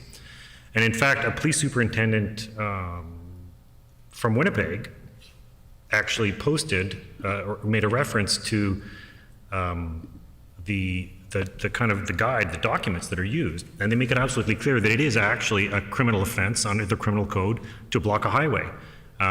So I'm just trying to understand how it is that we reach a point when that people on the one hand were saying that the Charter of Rights supersedes people's right to protest when trucks are not human beings, and that this was clearly a situation where traffic was being blocked.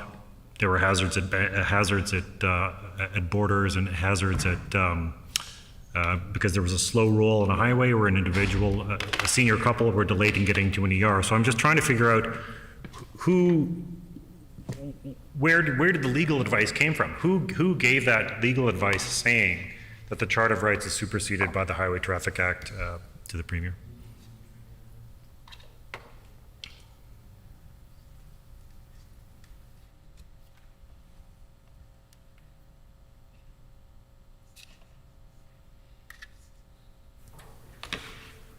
The Honourable First Minister.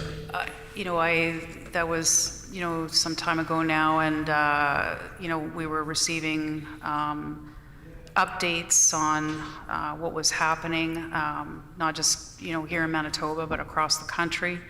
And so if the member has some information to share with us in the chamber with respect to this alleged advice that we apparently received, I'd be happy to accept that.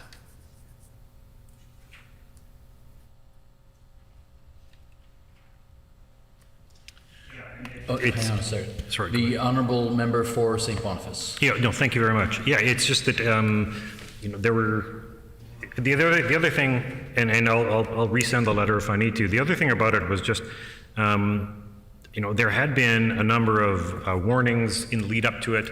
One of the major organizers of the protest, who's now been charged, is an individual named Pat King, who is known to be making violent threats against the Prime Minister and others on social media. At one point, he made a video from, which is available still online, saying that somebody was going to make the Prime Minister catch a bullet. And he was a very outspoken individual who was working with. And even before the convoy was allowed to set up outside the legislature, there'd been a member of an NDP MLA had somebody walk into their office. I was receiving threats online, so I'm just trying to understand where was the decision made to close off, or who was responsible for making the decision to allow this occupation to set up and block the front entrance of the legislature? Because prior to that, we've had here in security, we've had the buildings been closed down more and more. We've been cutting and we've been closing off, partly due to construction, but also due to security concerns. Sort of getting in and out of the property. So there was only one place for members as well as for emergency vehicles to get in. It was completely blocked.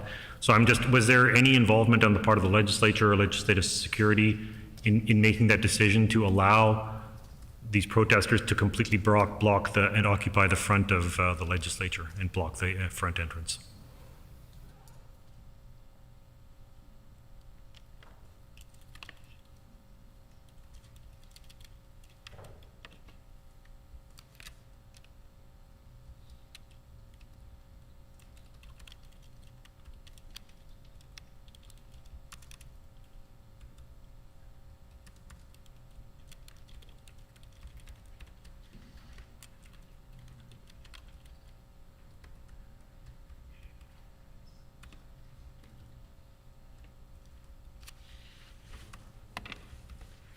The Honourable First Minister. Thank you, Mr. Chair. And I thank the member for the question. I think, I'd appreciate having a look at the letter that the member is referring to, and I'd be happy to take that back to and refer that over to the Department of Justice to get a response to that specifically, to those details. The Honourable Member for St. Boniface. I know we've been talking a lot about Brad Wall in the context of Manitoba Hydro, but I understand he was also working with some of the individuals from the convoy. He was recommending that Pat King be removed or be distanced from the front. But were there ever any discussions? Did Mr. Wall ever have any discussions with anybody from the government, from the Premier's office, or anyone else who was involved in the convoy or handling the convoy?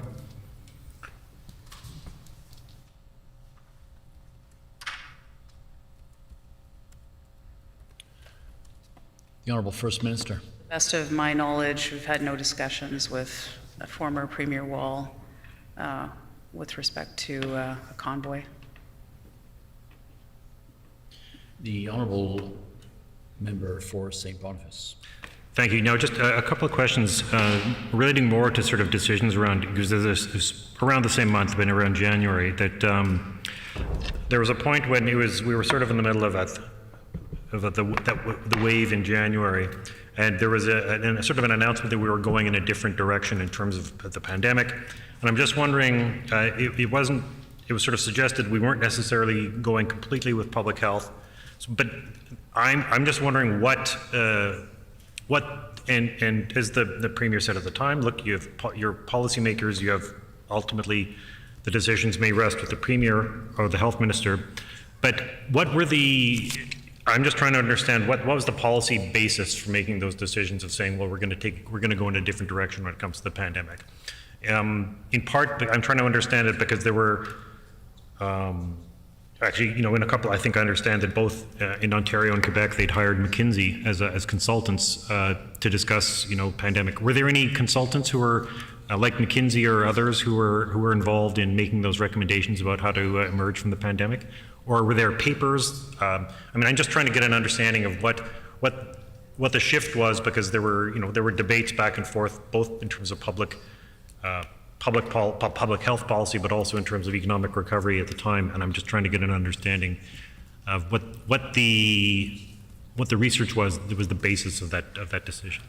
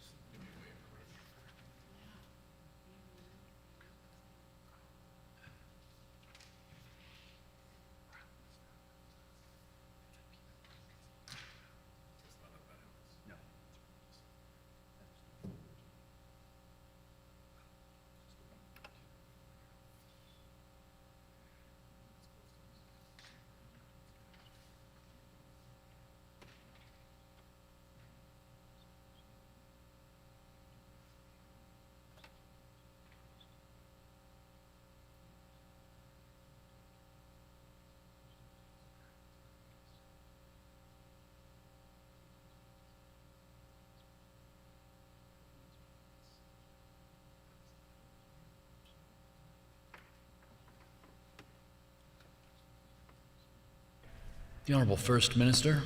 I'm just trying to rack my brain on this for back to January, and I just don't recall a time where Dr. Roussin and I, were not out publicly on the same page when it came to the recommendations. So, I don't recall that discussion at all. We were always sort of on the same page. The Honourable Member for St. Boniface. Sometimes it wasn't always clear what the basis of those decisions were. It would be an announcement, but there wasn't necessarily that there was, say a research paper, or it wasn't always clear what the evidence might be. But I'll move on from that. I just have two quick questions. So one relates to the public accounts, annual report in public accounts, page 39. It mentions that overall, Manitoba experienced a decline in federal transfers as a share of total revenue between 2012-13 to 2015-16. However, transfers to Manitoba, including those for targeted program delivery, have steadily increased, and it's above the 15-year average of 28.4%. The ratio indicates the province was relying less on its own source revenues to fund core programs and services, demonstrating Manitoba's gradually increasing vulnerability based on changes in federal transfer support.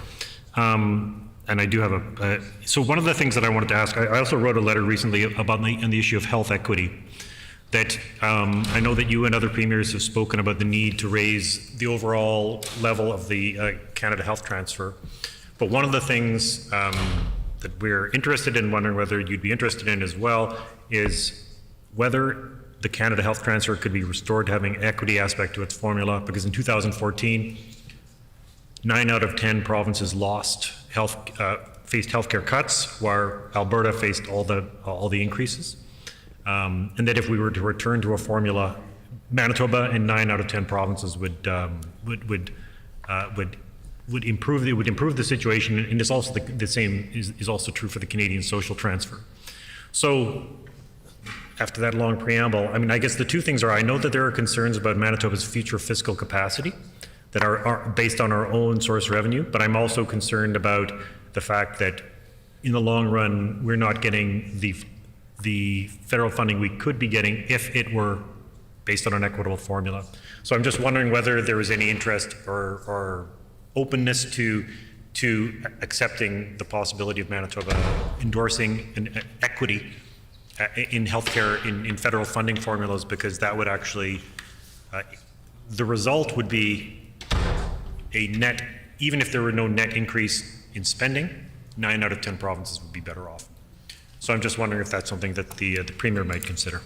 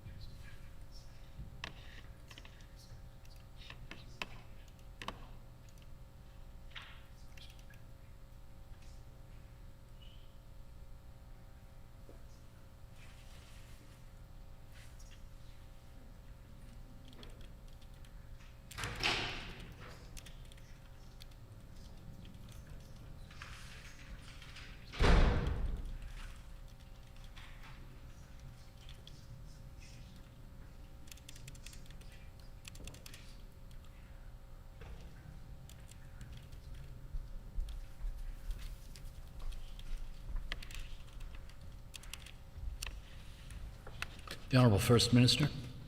So I thank the member for the question. I think if we go back in history, some 60 some odd years ago, when an agreement was entered into between the federal government and the provinces, it was a 50-50 split at that time, and we do know ever since that time until today, it's now the federal contribution of 22%, and so. You know, we obviously see, and you know, I've been in this role for 11 months now, but this has been a significant issue ever since and well before I got to the Council of Federation table. So these are discussions that have been taking place for the last number of years, and really every province is on side to ensure that we get back to. I mean, we wanted to take it from 22 to 35%. I mean, not necessarily back to the 50%, which I think will be difficult to do. But certainly that is something that the Council of Federation, a position the Council of Federation has taken right across the country.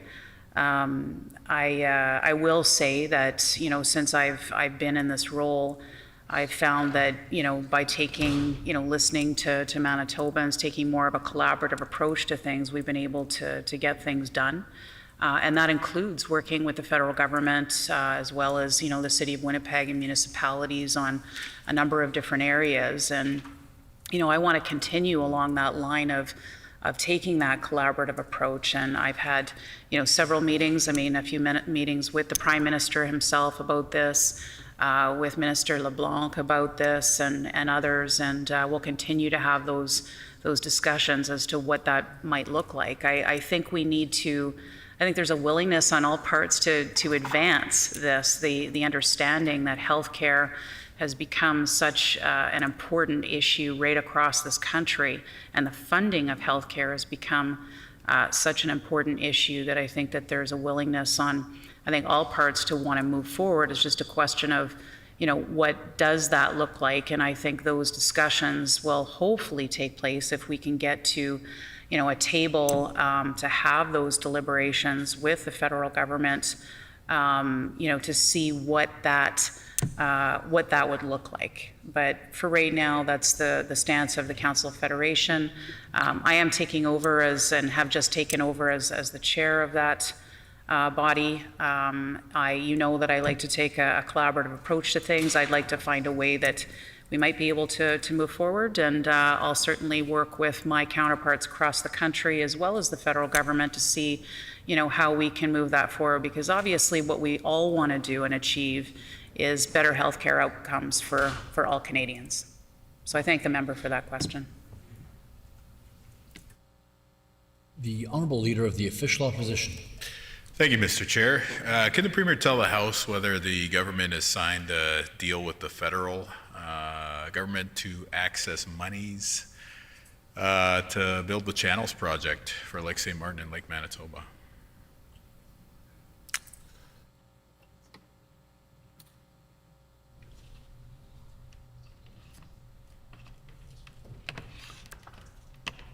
The Honourable First Minister. Thank you, Mr. Chair. The Leader of the Opposition will know that for many years now we have been putting this in our budget, hoping that the federal government will come forward and move forward on it. And to date, I believe it's still held up in the environmental process stages with the federal government, so that's where that stands. But we are certainly wanting to move forward with that project. I know the minister has met with surrounding First Nation communities, and there's a willingness to want to work together and move forward on this, and I want to thank him for his work on this, and we look forward to moving forward as soon as the federal government gives the go-ahead.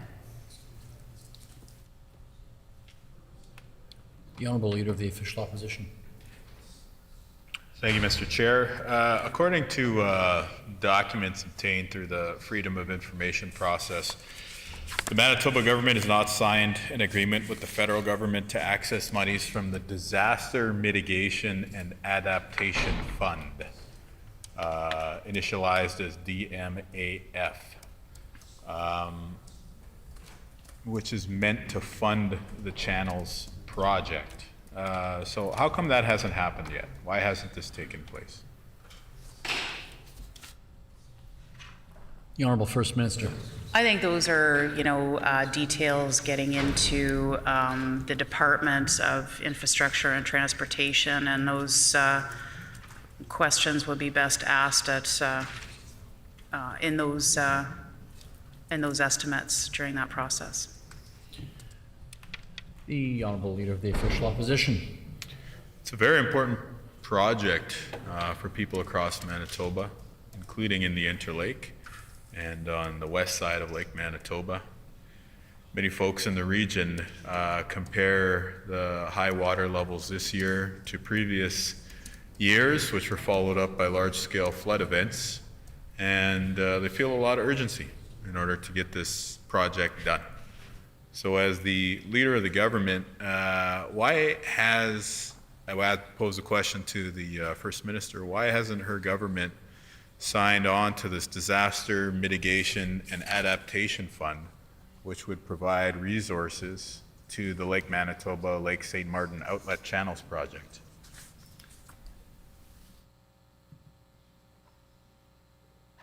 The Honourable First Minister. Thank you, Mr. Chair. And I think regardless of where the funding comes from, we need to wait for that process to take place, the environmental process to take place by the federal government. So nothing can move forward until that takes place.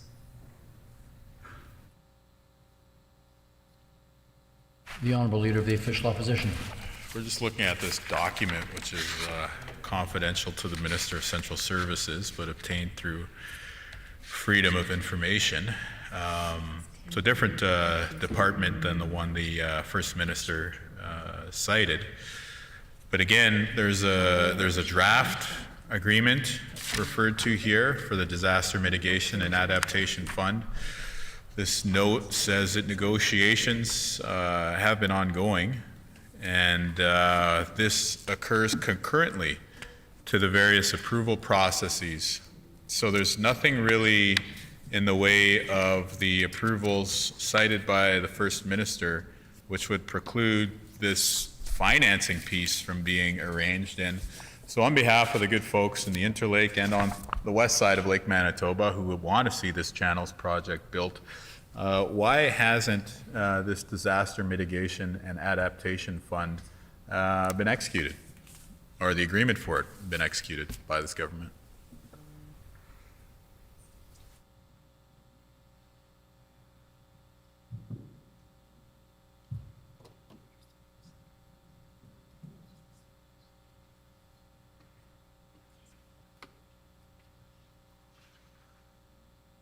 Honourable First Minister. Thank you, Mr. Chair, and it's just due process that ongoing discussions will continue to take place between officials, but there's no funding arrangement or anything that the federal government will agree to until they go through the environmental process. The Honourable Leader of the Official Opposition. Does the Premier have a timeline for when this agreement with the federal government will be entered into? An agreement which would cost share the Channels project. The Honourable First Minister. Again, I mean, it's hard to say from our standpoint because that rests in the hands of the federal government when that environmental process takes place. So we don't know or have any control over that process. So we are in the hands of the federal government, and we will await that process to take place and hope to move forward as quickly as we can. The Honourable Leader of the Official Opposition. So what has prevented the province from signing an agreement with the feds to fund the Channels project?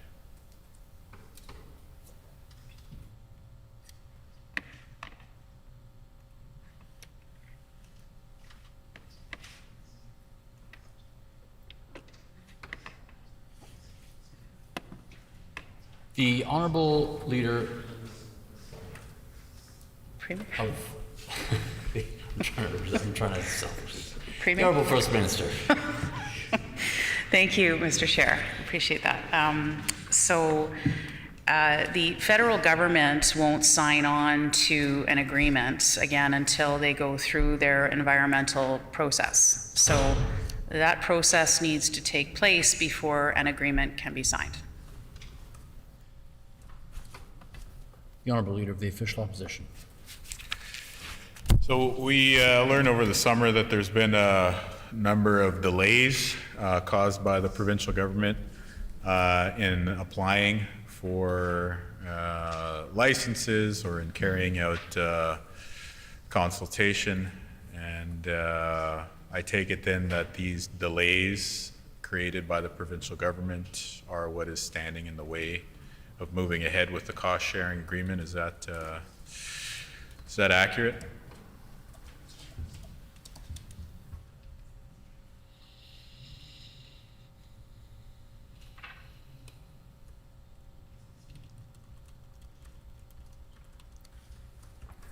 The Honourable First Minister. Yeah, what the Leader of the Opposition has outlined is not our understanding at all. Our understanding is that the process is in the hands of the federal government. This is going through the environmental process. Until that process takes place, an agreement cannot be signed. The Honourable Leader of the Official Opposition. So if we go ask the federal government, they will say that they're not willing to execute the agreement until that other approvals process takes place. Is that correct?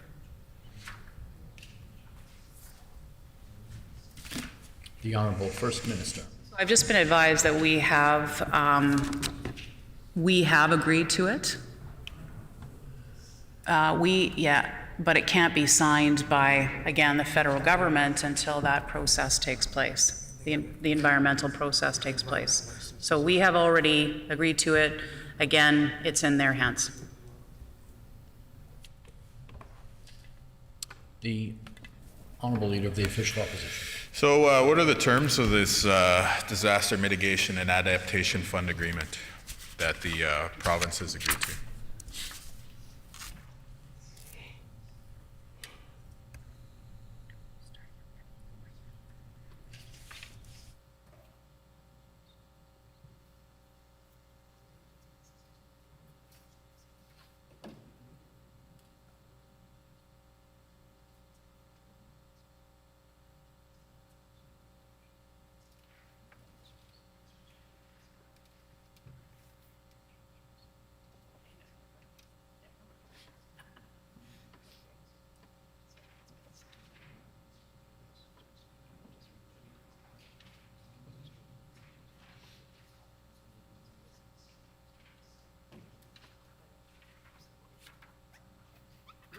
The Honourable First Minister. So it's my understanding that the agreement has been signed by the Department of Labor, Consumer Protection, and Government Services. So again, any questions around the details of what's in that document would be best referred to the estimates within that department.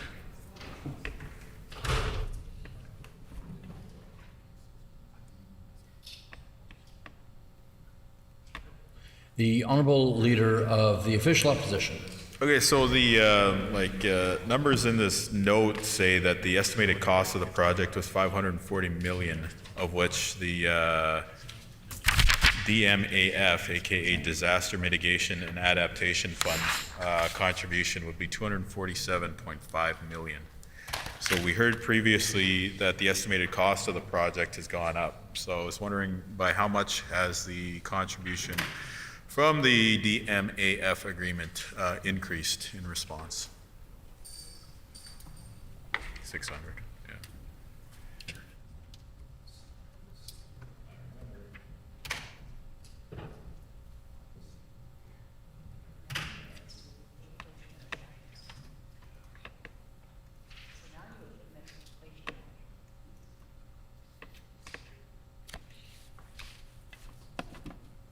The Honourable First Minister. Thank you, Mr. Chair. And again, I would just refer those questions to the departmental estimates of labor, consumer protection, and government services. They will have the details on that. The Honourable Leader of the Official Opposition. Is there a timeline when construction will start on the Channels project? The Honourable First Minister. Well, again, it goes back to we're waiting on the federal government to go through the environmental process. So that will be dependent on the timing of the federal government and that process taking place. The Honourable Leader of the Official Opposition. But certainly the government isn't just sitting in a dark room, completely unaware of when the approval process is going to be concluded. So what is the timeline? What's the estimated timeline by which the approvals will be obtained and construction can begin? The Honourable First Minister. Well, again, if the Leader of the Opposition has a crystal ball and can decide, you know, and can see in that crystal ball when that will happen, I would love to see that. But the fact of the matter is that crystal ball does not exist. There are processes that take place. There's an environmental process that needs to take place at the federal level. That's under the purview of the federal government. So it has nothing to do with us. We have no say on the timing of that whatsoever. Again, that falls under the federal government in that environmental process. Honourable Leader of the Official Opposition. Well, the province is the applicant, so they do have something to do with the process. And presumably, like, if you ask, there's going to be some indication of the timeline. So has the province asked for an estimate of when the approval may be obtained? The Honourable First Minister. Well, again, I indicated to the Leader of the Opposition earlier that the Department of Labor, Consumer Protection, and Government Services has signed off on that. So, but again, it's waiting on the federal government to go through the environmental process. That is out of our hands. We have done everything we can do on our side of it. I think also consultations have been taking place. I know the Minister has been out there having discussions with First Nations and in the surrounding areas in the interim as well. But again, this falls in the hands of the federal government under their environmental review process. The Honourable Leader of the Official Opposition. Has the Premier taken any steps to try and expedite the process, raising it with the Prime Minister, making any calls? What sort of efforts have been made there?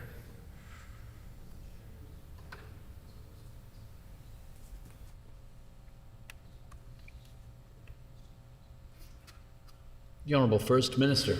There have been ongoing discussions about this for years now, and I know, you know, even more recently, there continue to be discussions between officials and ministers, and they keep on top of these issues.